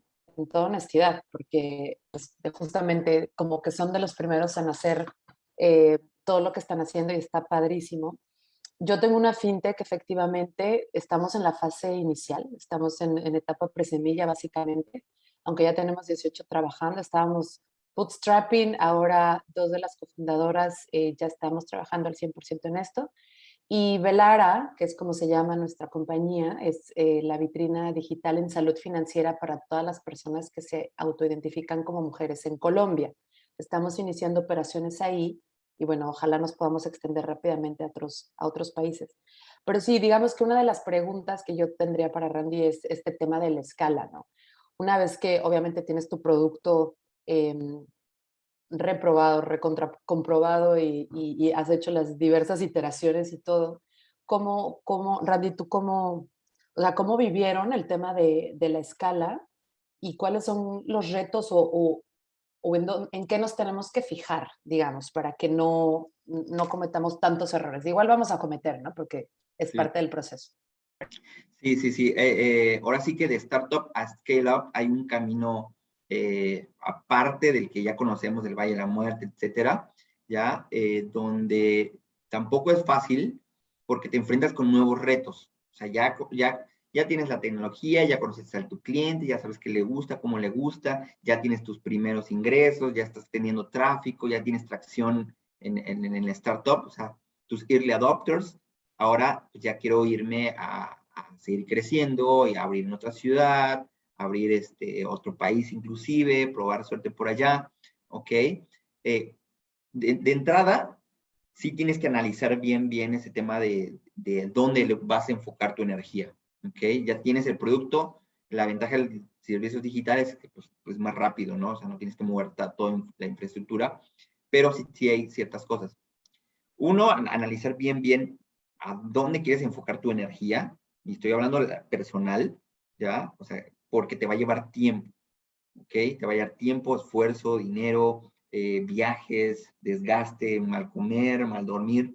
En la startup donde yo estaba antes, tomamos esa misma decisión, dice, oye, pues ya tenemos el proyecto, ya tenemos la tecnología, y en México como que va muy lento, investigamos el mercado, ahí con Guillermo, de hecho, me acuerdo, invertimos un poquito en eso, y después decidimos irnos a Chile, ¿ya? Irnos a Chile, probar suerte allá. El gobierno en Chile nos dijo, oye, nos encanta, mira, aquí tenemos esta problemática que es muy similar en toda Latinoamérica, ¿ya?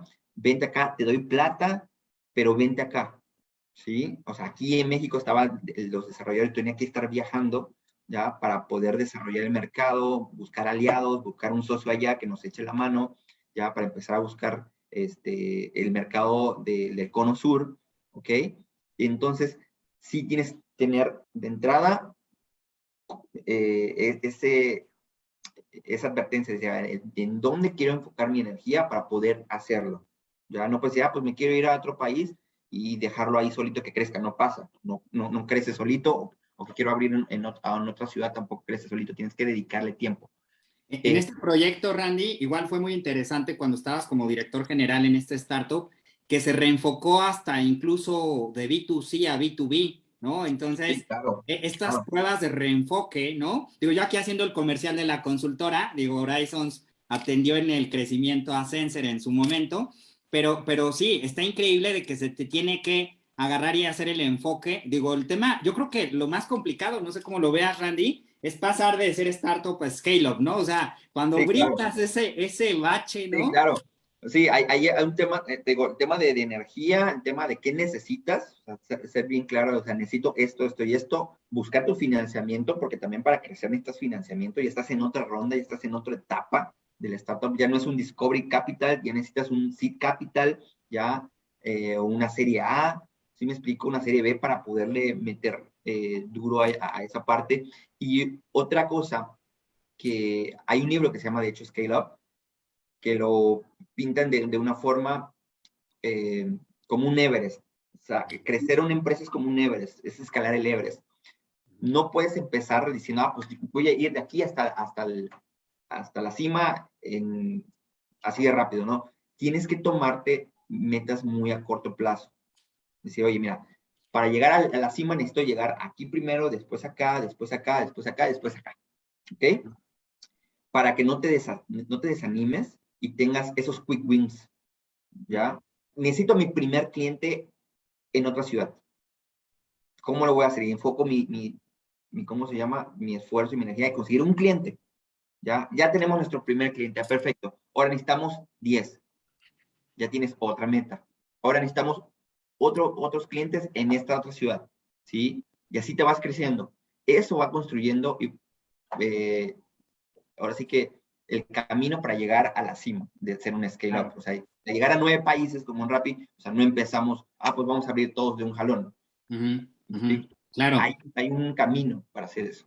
Muy bien. Ahora, Jessica, te puedes inscribir al programa que arranca la siguiente semana, donde Randy es nuestro mentor y te lleva literal de la mano. Entonces, la idea es promover y tener, digamos, como especialistas que han corrido en estas empresas que nosotros las vemos como empresas de Fórmula 1, ¿no? O sea, Es sorprendente el nivel de crecimiento, ¿no?, que tienen compañías como Rappi en tan pocos años, y que creo que es una tendencia, ¿no? Cada vez vemos más que las empresas evolucionan rápido. No es lo mismo hace 20 o hace 30 años, Randy, que pues teníamos como mucha estabilidad, eran casi siempre las mismas las que lideraban las bolsas de valores, a estos años recientes que, como tú dices, o sea, ya eres líder, pero te vienen persiguiendo otros, ¿no?, con tecnologías más avanzadas, etcétera. Entonces, Sandra, me encantaría que nos comentaras un poquito, ahorita, qué están haciendo en el instituto, qué iniciativas traen, cómo convoca aquí a los participantes y a los que nos ven en línea,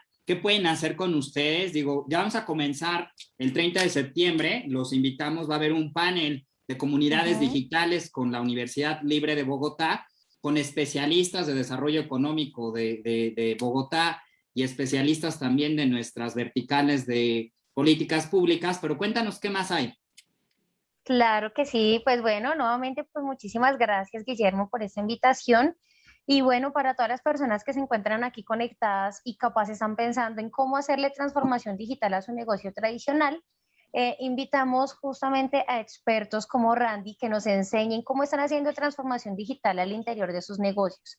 ¿Cuál es la idea? Que tú puedas aplicar al programa. Aquí van a encontrar en www.gipcom.com, detrás de la pestañita de Guillermo. Muévete, Guillermo, enséñales dónde. Acá está. Sí, Eso. Ahí en www.gipcom.com van a encontrar nuestra página web. ¿Qué van a encontrar ahí? Nuestra parte de Academy, el reto de 21 días.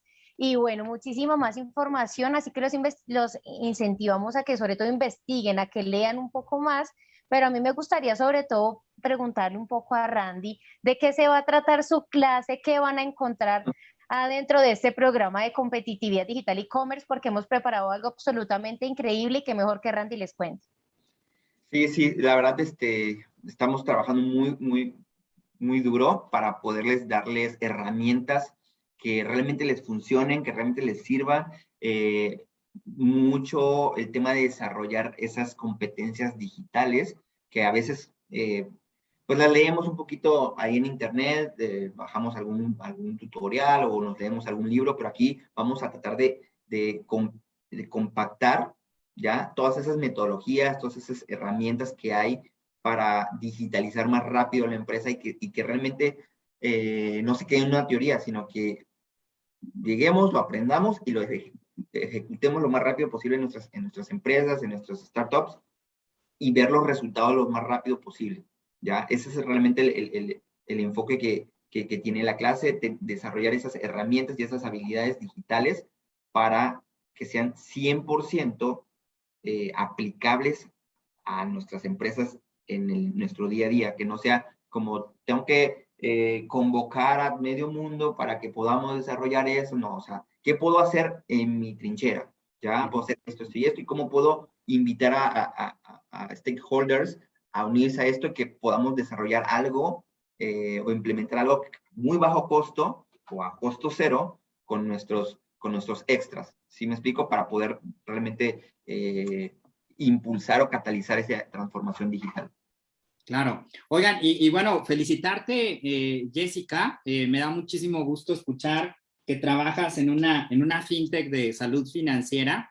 Fíjate que parte de lo que platicamos en el instituto a nivel internacional es que desafortunadamente nuestras economías, principalmente Spanish Markets, no destaca, digamos, como que mucho, ¿no?, en la economía global en términos de negocio.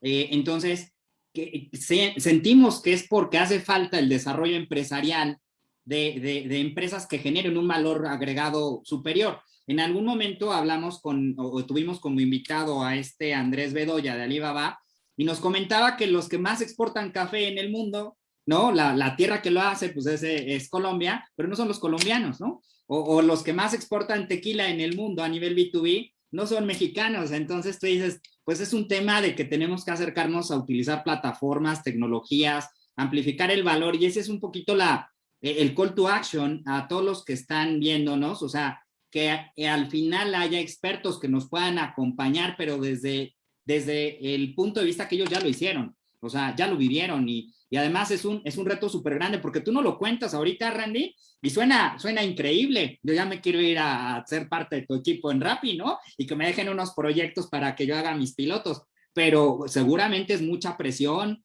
seguramente igual es trabajar, digamos, en esta parte de resiliencia. ¿Qué nos puedes compartir, por ejemplo, de la parte de innovación? A mí me encanta que tú eres un especialista en innovación, pero pues el mundo cree que las empresas exitosas como que tienen una varita mágica que les funciona todo, ¿no? Y eso más bien es una creencia popular porque más como consultores de negocio o líderes del instituto, vemos que más bien la mayoría de las iniciativas que se hacen a veces no despegan, ¿no? Pero cuéntanos tú cómo lo ves. Sí, mira, el tema de innovación es bien vasto, o sea, básicamente la innovación es hacer algo diferente de lo que ya se estaba haciendo, ¿no? En resumidas cuentas. Y hay muchas formas de innovar, hay muchas formas y áreas de oportunidad que tenemos en nuestras empresas. No solamente es innovar con tecnología, puedes innovar en tu modelo de negocio, puedes innovar en tu modelo comercial, en tu modelo de operación, en tu modelo de marketing, ya una forma nueva de adquirir más clientes más barata, o sea, esa es innovación, ¿sí me explico? No, te digo, no tienes que forzosamente ser el experto desarrollador, o sea, es que no sé desarrollar aplicaciones, yo tampoco sé desarrollar aplicaciones, yo soy mercadólogo, o sea, yo no estudié programación, nada. Entiendo un poquito, ya entiendo la base, porque yo quería conocer básicamente esa base para poder después decir, esto sí se puede y esto no se puede, o sea, saber los límites, ¿no? Pero puedes estar innovando constantemente y eso es un mindset que tienes que tener. ¿Cómo estar? A ver, ¿cómo puedes hacer esto diferente? Si me están pidiendo esto es mi objetivo en la empresa, ya, o sea, incrementar 5% mes a mes las ventas, ¿cómo lo puedo hacer? Lo estamos haciendo hoy así. Bueno, ¿qué puedo hacer diferente para que se dinamiten esas ventas? ¿Sí me explico? Cuando tienes ese mindset, ¿ya? Y cambias la ecuación tantito y ves que el resultado se dispara, estás innovando. Yo creo que en algún momento, o nosotros, o alguien conocido, oye, es que pasó esto, y ¿cómo es que este territorio está creciendo tremendamente y lo felicitan y todo el show? Bueno, ¿qué hizo? Acércate, oye, ¿qué hiciste? No, que hicimos esto y esto. Ya es que nos obsesionamos con el catálogo, que estuviera la foto impecable, mejoramos todas las fotos, invertimos en una nueva sesión de fotos, hicimos food porn, mejoramos todas las descripciones, que el cliente entrara y sepa hasta cuánto gramaje tiene esto, ya mejoramos los add-ons, o sea, que no tuviera que hacer tantos clics para llegar a la compra, o sea, quitamos esto y se disparan las ventas, la conversión 5% más. Eso representó un 8% incremento en ventas. ¿Sí me explico? Nada más hay que quitar cosas. Ese es el mindset de innovación. ¿Qué puedo modificar para mejorar mis objetivos?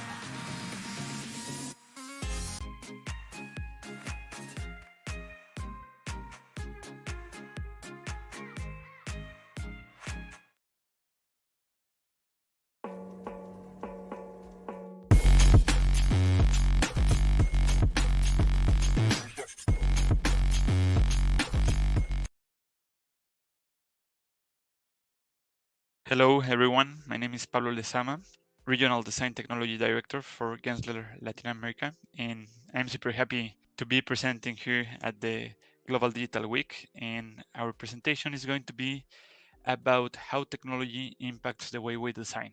So, to understand a little bit more about the technology, we wanted to deep dive into the past of design.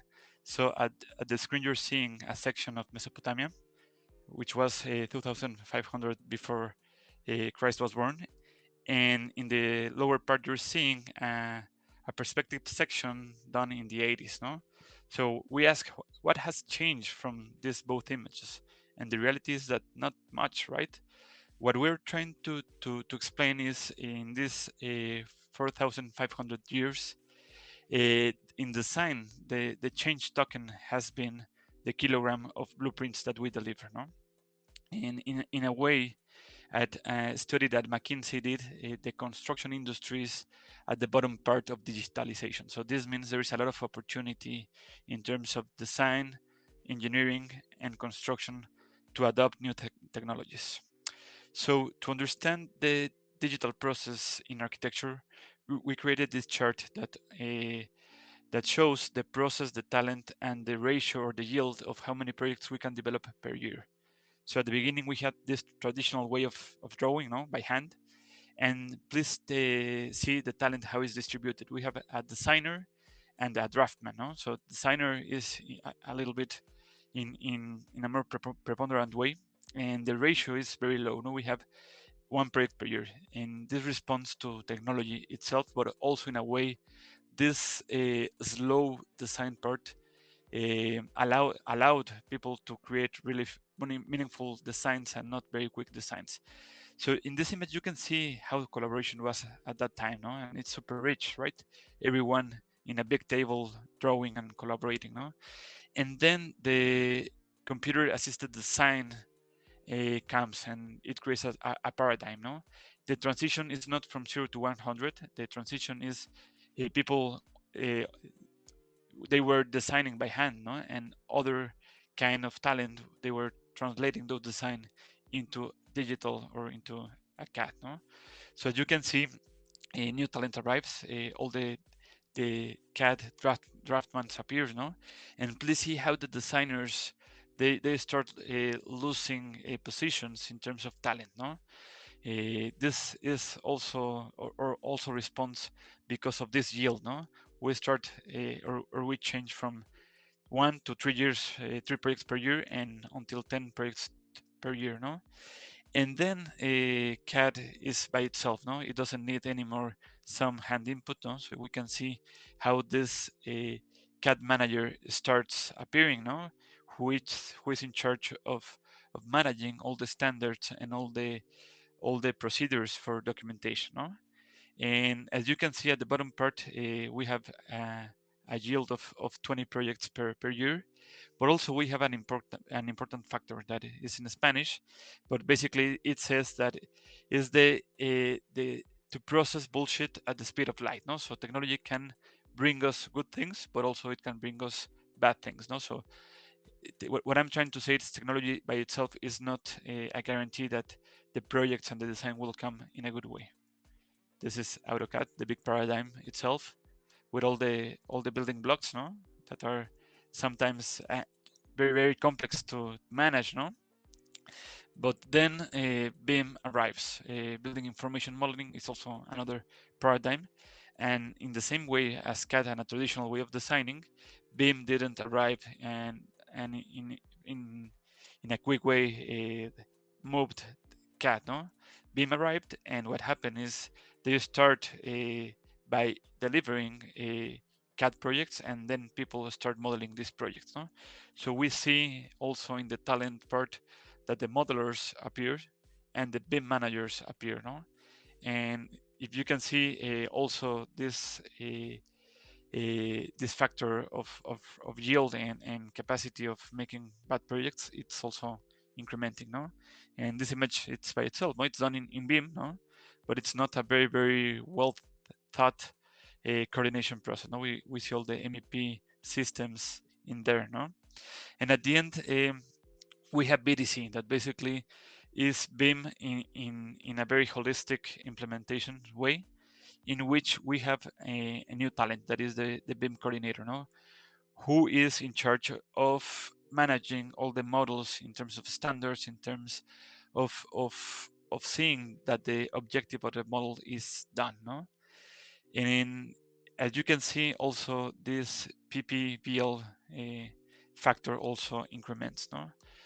And with this BDC methodology, we did this NVIDIA offices that are an amazing office building, which also includes all the laboratories and research and development for NVIDIA. And at the end, we are at this part that we understand, hey, what is going to be next? Is it going to be artificial intelligence? Is it going to be data-driven design? Is it going to be generative design? We don't know. But what I'm trying to seek is that we come back to the basis. When the designer was the talented, and all the talent was in charge of designing, not documenting. And at the end, there is a specific part that is the digital integrator that understands technology and implements technology between all the stakeholders. As you can see, all the stakeholders goes up, no, in these phases, and the deliverables also goes up, no. But what I'm trying to understand is that in a way we can go to a digital project which doesn't require all the kilogram per blueprint that we talked at the beginning of the presentation. So in Gensler we have a specific IP, intellectual property, that is the data-driven design. Basically, it's all the technology that provide us data to take a better decision-making process in the feasibility part of or in the feasibility phases of the project. So to understand this methodology, we created this analogy that basically is understand it with a juice or with a milkshake. So we have a milkshake that is our objective. No, we want to create a milkshake that has 30 kilocalories, no, and it has more proteins than carbs and fats. And in the building, it's the same. No, we have a terrain that has some orientation. We have a lot size. We have typologies. We have views. We have the return of the investment that we want to get. No, and these are pretty similar objectives. No, and we have restrictions. In the case of the milkshake, we have all the fruit, vegetable, seeds, and type of milks that are in the juice or in the milkshake store. And in terms of the terrain, in terms of design, we have the same, no? We have all the norms, all the typologies, all the financial restrictions of the terrain itself, no? So these are pretty similar, no? And in case of the milkshake, we have the blender, which allows us to mix everything and to create any amount of possibilities or iteration, no? Basically, with all these elements, we can create 2.4 2.4 trillions of possibilities, no? That basically it's infinity, no? But in a way, we need to understand that 99% of these combinations in terms of the milkshake are vomitive, no? It's not going to be very desirable, all the flavors and the mix, no? But what I'm trying to say is the important part of the data-driven design is the exploration phase, in which we are seeing in here, no, the capability of understanding and viewing how each project and how each iteration behaves in terms of these restrictions, in terms of these variables, no? And in the technology and design is the same, no? Instead of the blender, we have the computing power, which allows us to iterate and to explore different alternatives of design. So in a very, very resumed way, data-driven design is data, rules, norms, and experience that are translated into solutions. And it is very important to understand that infinite is different than that number one. Infinite doesn't serve us, and it doesn't serve to our client to say, hey, I'm going to iterate a trillion times, no, if we don't come to this solution that really fits them, no? And we want to end this presentation with a case study that is a musical arena in Medellin. So we went to our client and we explored this opportunity of creating a music venue in Medellin. So we did an algorithm to iterate different shapes, no, but more important, some financial and business variables that the client had in mind, no. So we explored different shapes from circular, elliptical, square to polygonal, and we developed this definition that you're seeing with the sliders, in which we can iterate the footprint, if it's circular, if it's polygonal, no, if it's hexagonal, no, you get the outcome in a real time, and you get all the data behind this form, no, that basically goes in many ways, no. It goes from the architectural point of view, from the facade, from the roof, and also from the financial part that the client was very interested in terms of the concessions, all the food and beverage program that is going to be a very important part of the part, and also not restriction, but the most important part, all the seats that are in the stadium, no. So we're seeing here another definition, that is the sitting bowl, in which we are understanding these optics, no. We try to create a very meaningful experience for all the users and the assistants to the venue, no. So this is the way to digitally prototype and understand how it's going to look. We saw these optics, and also we are seeing the capacity of the different stadium bowls and zones, no. So in here, as you saw, no, we are exploring different panoramas and different restrictions of the music venue. In here, we are exploring all the food and beverage square meters that basically are explored in a real time. We move the slider and we get an automatic response into it, no? All the circulations, all the vertical paths, all the amount of commerce that we're going to have, no, is iterated and visualized in real time, no? Also, we're seeing here an important part, that is all the locations, all the seats. And this is very important because as all the food and beverage, the actual seats are an important part of the business model of our clients. So with this tool, we understand all the capabilities of each location, no, in terms of the quality of the seats, and also in terms of the occupancy of the seats. So all the outcome of this data was put into the database of our client, and with the cost that they already had, no, we iterated different business scenarios that are very important. And what is important about this process is that it's not business separated from architecture, but it's the joint part of both.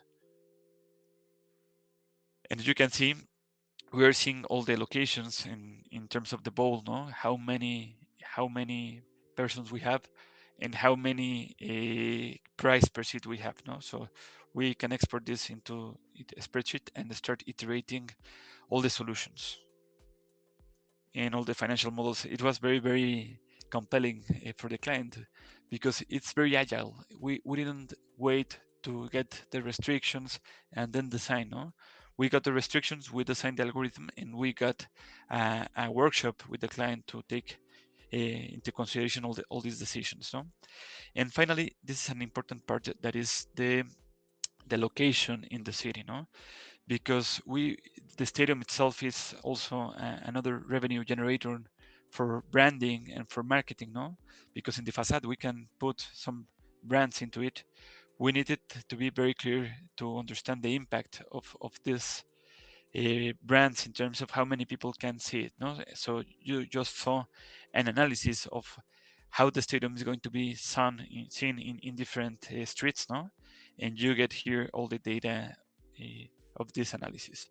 We are selecting different milestones of the city, so we can start also generating some public space that responds to the city needs and also creates business with the capacity of understanding the point of views of the facade. And we can go beyond. We can go to the facade analysis itself, to the panels, no, and also to understand that sustainable analyses are very important part in the design, no, because if we analyze the cost of the life cycle of a building, we understand that design and construction responds to the 20%, but operation and maintenance responds for the 80%. So we need to take into consideration this analysis because it's going to impact the 80% of the money and the financial model the arena, no? So we want to end the presentation. You just saw how data-driven design is implemented in a project, no? It can be implemented in different type of projects. It's not only for arenas, no? It can be implemented in residential, in mixed use, in airports, no? So see this as an opportunity to challenge design and challenge constraints itself, and also like a superpower to go beyond design and provide that data to provide a very good decisions from the feasibility part, no?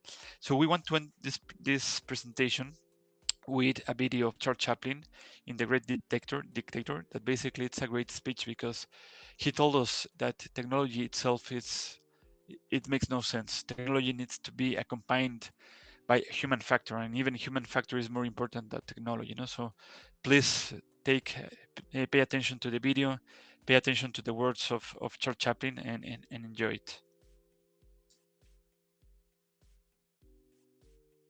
We all want to help one another. Human beings are like that.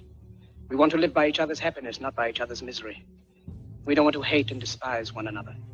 In this world, there's room for everyone, and the good earth is rich and can provide for everyone. The way of life can be free and beautiful, but we have lost the way. Greed has poisoned men's souls, has barricaded the world with hate, has goose-stepped us into misery and bloodshed. We have developed speed, but we have shut ourselves in. Machinery that gives abundance has left us in want. Our knowledge has made us cynical, our cleverness hard and unkind. We think too much and feel too little. More than machinery, we need humanity. More than cleverness, we need kindness and gentleness. Without these qualities, life will be violent and all will be lost. The aeroplane and the radio have brought us closer together. The very nature of these inventions cries out for the goodness in men, cries out for universal brotherhood, for the unity of us all. Cannon fodder, don't give yourselves to these unnatural men with machine minds and machine hearts. You are not machines, you are not cattle, you are men. You have the love of humanity in your hearts. You don't hate, only the unloved hate, the unloved and the unnatural. Soldiers, don't fight for slavery, fight for liberty. In you, the people, have the power to create machines, the power to create happiness. You, the people, have the power to make this life free and beautiful, to make this life a wonderful adventure. Then in the name of democracy, let us use that power. Let us all unite. Let us fight for a new world, a decent world, that will give men a chance to work, that will give youth a future and old age a security. Feel that promise. Let us fight to free the world, to do away with national barriers, to do away with greed, with hate and intolerance. Let us fight for a world of reason, a world where science and progress will lead to all men's happiness. Soldiers, in the name of democracy, let us all unite! We think too much and we feel so little, no? Great words, and hope you enjoyed this presentation focused on how technology is implemented from the design point of view. And I wanted to thank Guillermo Armenta for the invitation, and he can share our contacts of Johnny and myself if you want to expand the conversation. And thank you so much.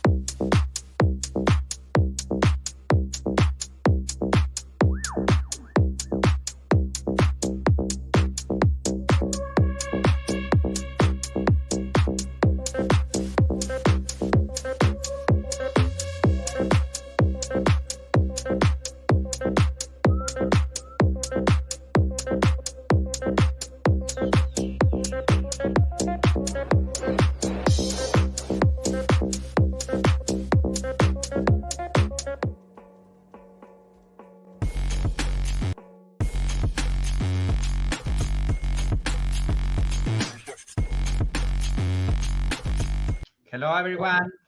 Today we will talking about the cases, about the immersive experience, different kind of technologies that the brands they are doing. So I have here, I am with Talia. Hello, Talia. How are you? Hello, how are you? Fine, thank you. So let's start to share some cases related with these technologies. You did research, right, with several cases. So tell us a little bit about the cases that you are working in these industries. Yes, this is a deck about retail industries, about the innovation that companies are making, and I would like to start actually with a video. Yeah. If you allow me, this is a video about the so-called store of the future. Yeah. Online retailer Farfetch is betting it can shape the future. This is its concept store showcasing the latest in retail tech. How do you capture all of that fantastic information that you gather in store with customers touching your product? And we created a concept called the Connected Rail. And this is using a combination of RFID and ultrasound. The RFID signal recognizes the product, and the ultrasound recognizes the movement. Take the product off, and then you'll start to see your products appear. And essentially, it's like online browsing behavior. Whichever products you touch and pick up in the store are automatically sent to your app. This is effectively what you've created is your in-store wish list. In the middle, you'll see essentially a hologram of the product. What the customer sees is they control the experience of a touch device. What this allows the customer to do is take elements of products and then add their own style to it.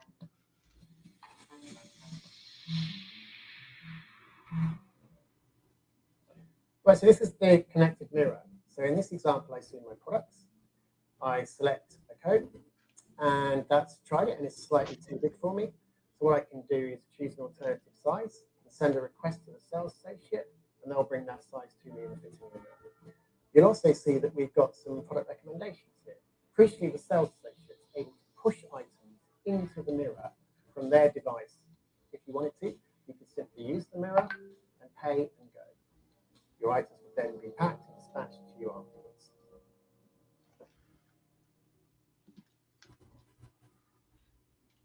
Okay, that's great. There are some examples, right? The applications. What another applications did you find? Well, that was a first example, and we have also companies that are making amazing ideas like Walmart and Alibaba and Amazon. For example, I have other videos. I have Walmart and I have Buy Plus from Alibaba. Yeah. Their own metaverses, but Walmart specifically is using virtual reality to train their employees. Okay, so if you have a Yes, have yes, video, I have right? a video. Yes, Got it. this is Walmart's way of training. When I first heard that Walmart would be using VR training in the academies, I thought it was awesome. It was really impressive, just at the level of investment that they were willing to put in the actual training piece of our associates.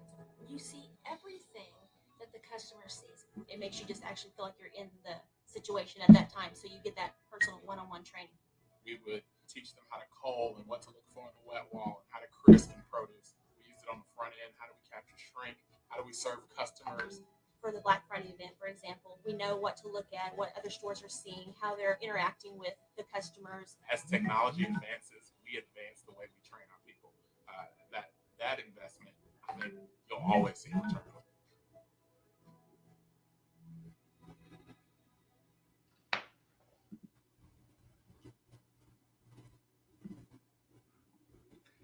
Well, that's the new way Walmart is training their employees is amazing, right? I mean, Yeah, And actually, there are a lot of possibilities to help, the employees to get new skill in this new era, right? So because if you are doing the training, for example, in these metaverse channels, you can learn, without problems, and actually solve some issues with the clients. For example, like they do the simulation, right, of one store, and they try to train the teams. But I imagine that they use this technology for different ways, right? Yes, they use it so they can have a more immersive learning. They can see the store while clients are buying, or they're actually asking for something. They learn how to talk to the client, how to help them, what offers they can give to them, and all of those kind of things. Right? It's a better way to learn, I think. Yes, yes, and actually, it's a new way to do the consumption. I mean, when I want to go to the supermarket, I can enter, to the Walmart.com, okay, and then inside the metaverse, right, and I can do this journey in order to get my things in that supermarket, right? Yes, yes, that's what Okay, they're doing. let's continue to explore other possibilities in another with another brands. Yes, here I have a third video. It's about Buy Plus, is the Alibaba's metaverse. They are implementing their stores inside their metaverses, and you can use a virtual reality headset to visualize it. I will share it. Yeah. Let's see how they do it.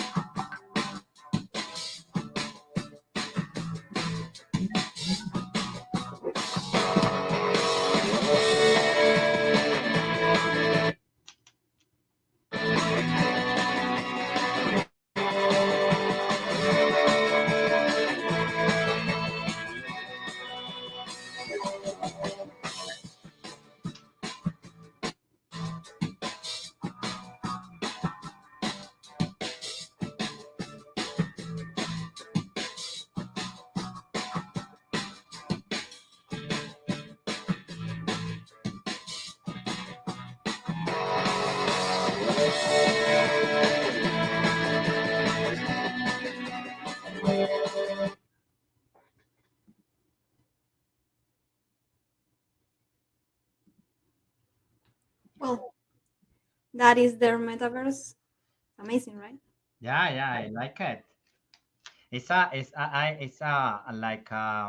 when you are inside of a game, right? It's like explore. You have a role. Maybe it's not really advanced experience right now, but imagine in the next 5 years, what this technology are advancing pretty fast. Yeah, it will grow pretty fast because, well, it's easier that way. You can enter to a whole new virtual world, and you can choose all kind of products.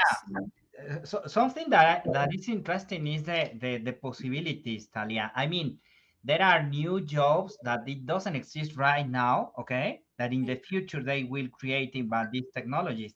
But as well as you say the other day, related that we have an opportunity to innovate in our categories, in our brands, and actually the limit is the imagination, right? Because you can do a lot of things with these technologies, right? Yeah, you with virtual reality, with augmented reality, with the metaverse, you can do everything you can imagine. There's no limit unless you don't think of it. Yes, exactly. So let's continue. What is the next case? Well, I have no videos, but I do have the presentation. And here we have other companies that are doing very amazing things. First, I would like to quote Andy Stallman. People don't want to buy products, they want to consume experiences, they want to be part of the stories, right? Like we saw in these videos, people are immersed in these kind of experiences is completely unique, completely new, and they are very, very creative with all of this. We saw Walmart, we saw Alibaba, and here we have another company, Burberry, that launching its first collection of virtual handbags.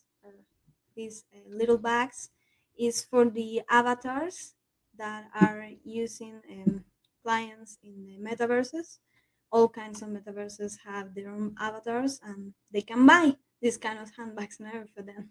Yeah. And we also have IKEA. IKEA uses augmented reality to actually let customers see how the couches or the chairs fits in their own houses, right? With a phone application. They can personalize it, they can change the color, they can change the size, everything.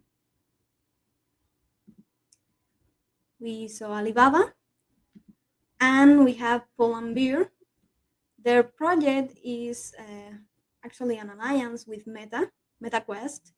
With the glasses of Meta, they created an app where clients can use the headset and play video games, video game related to the clothes. They can buy clothes, they can buy shoes, they can buy anything Pull&Bear sells in the physical stores, but they can also buy it here on the virtual store. Okay. Do you have some other videos? Because I think that are really really impressive, you know, when they share these stories. And the idea here is try to share with the people, you know, these possibilities. Because, well, when I think in Alibaba, most of the time they are doing amazing things, right? Yeah, they're definitely doing amazing things. They have crazy ideas. And actually, yes, I have another video. This video is from Pull&Bear. I would like to show it. Yeah, let's check. And maybe in this presentation, maybe we can check, Talia, different cases of different industries, you know, like applications. I mean, something that I think is right now is really impressive is how the companies are using right now in real estate, you know, in order to create more value, you know, with the buildings, with all this industry. Well, I have some videos about real estate too. After Pull&Bear video, I will show you those. Yeah, let's do it.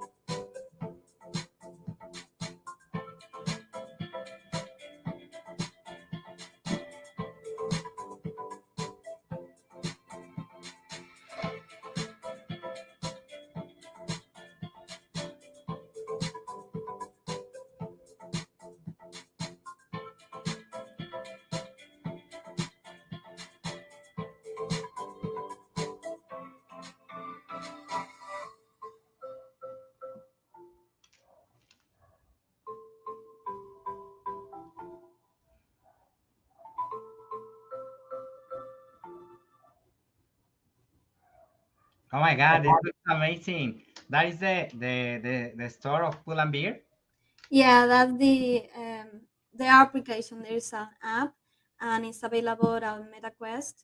And you download the app on your phone. Then you use the MetaQuest headset, and you can visualize all of this. You can create your own avatar and everything.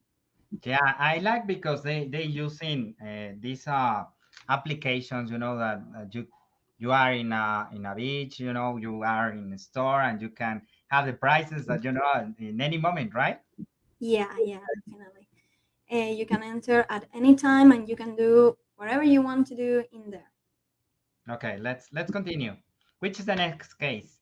Well, you were mentioning the real estate Yeah. video, and I have a video that talks about augmented reality and virtual reality in the real estate industry.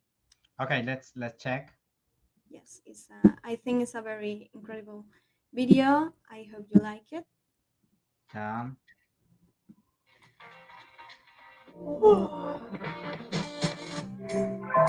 Good morning.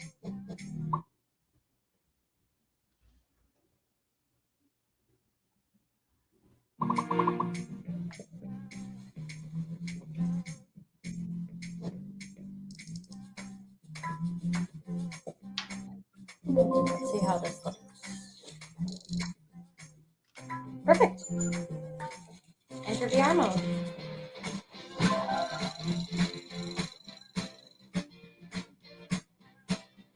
Find me resale in Vancouver. A one bedroom that's available right now. There are 543 listings available in this area. Let's check out this one. What should I wear? Here are a few options.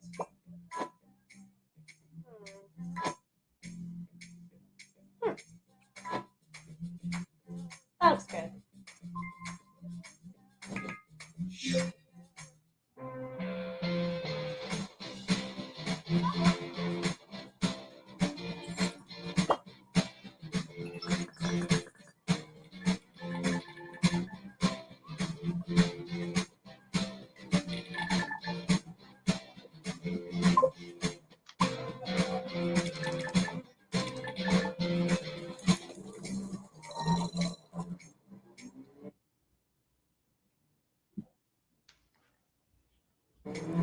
Made it.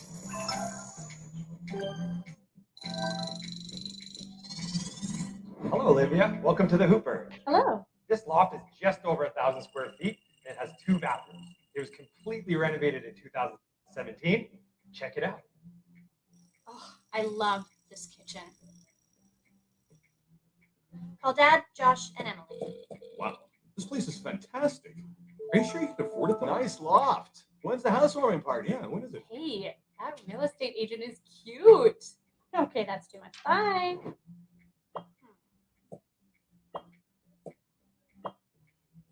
Oh, my art looks perfect there.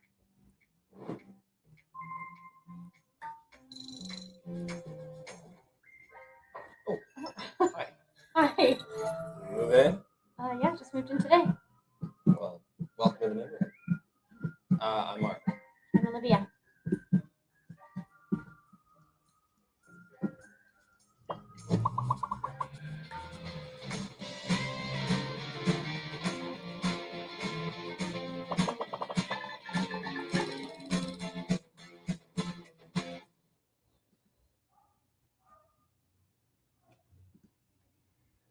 Well, they are actually showing all kinds of uses for the augmented reality and virtual reality with the smart glasses, right?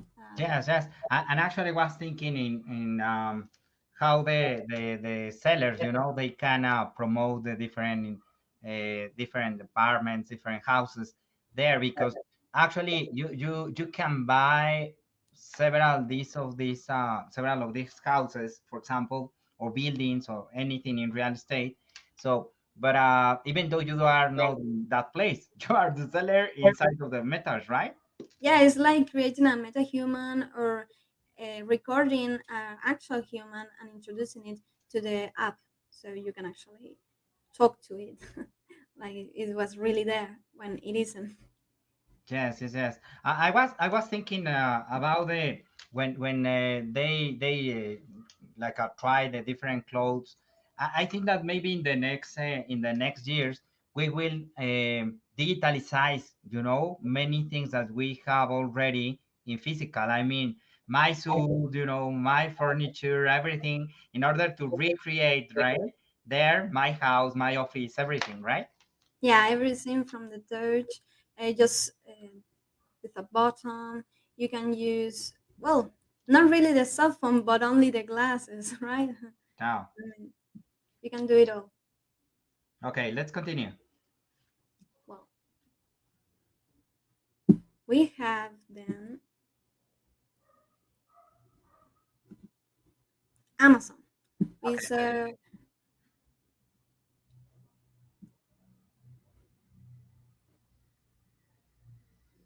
Mm,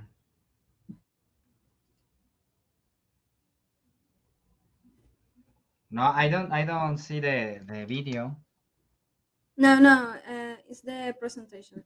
The Amazon's video, we saw it last week.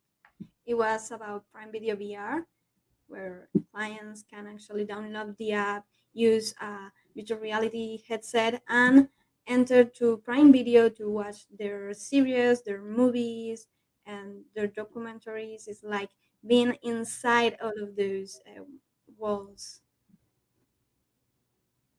Okay.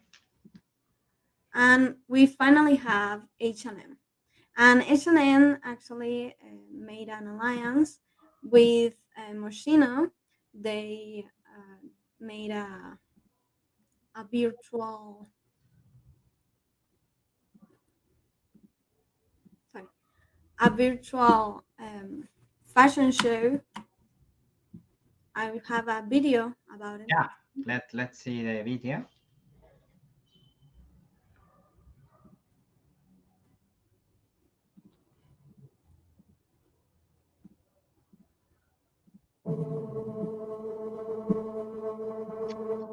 Are you ready here? The future of fashion. Welcome to H&M Innovations Metaverse.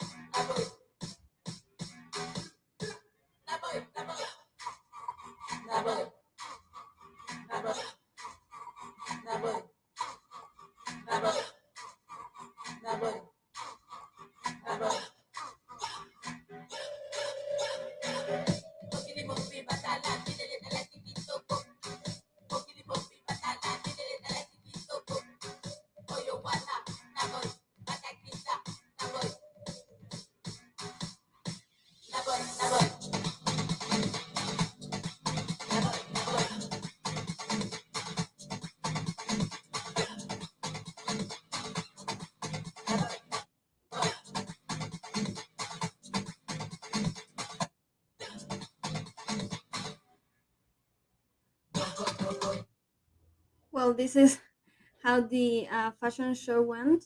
It was really amazing because it was everything like inside a metaverse. Everything Mhm. was virtual, and they actually recorded in a software the models and they posted in this metaverse. It was really Yeah, amazing. yeah, yeah. It's incredible the possibilities.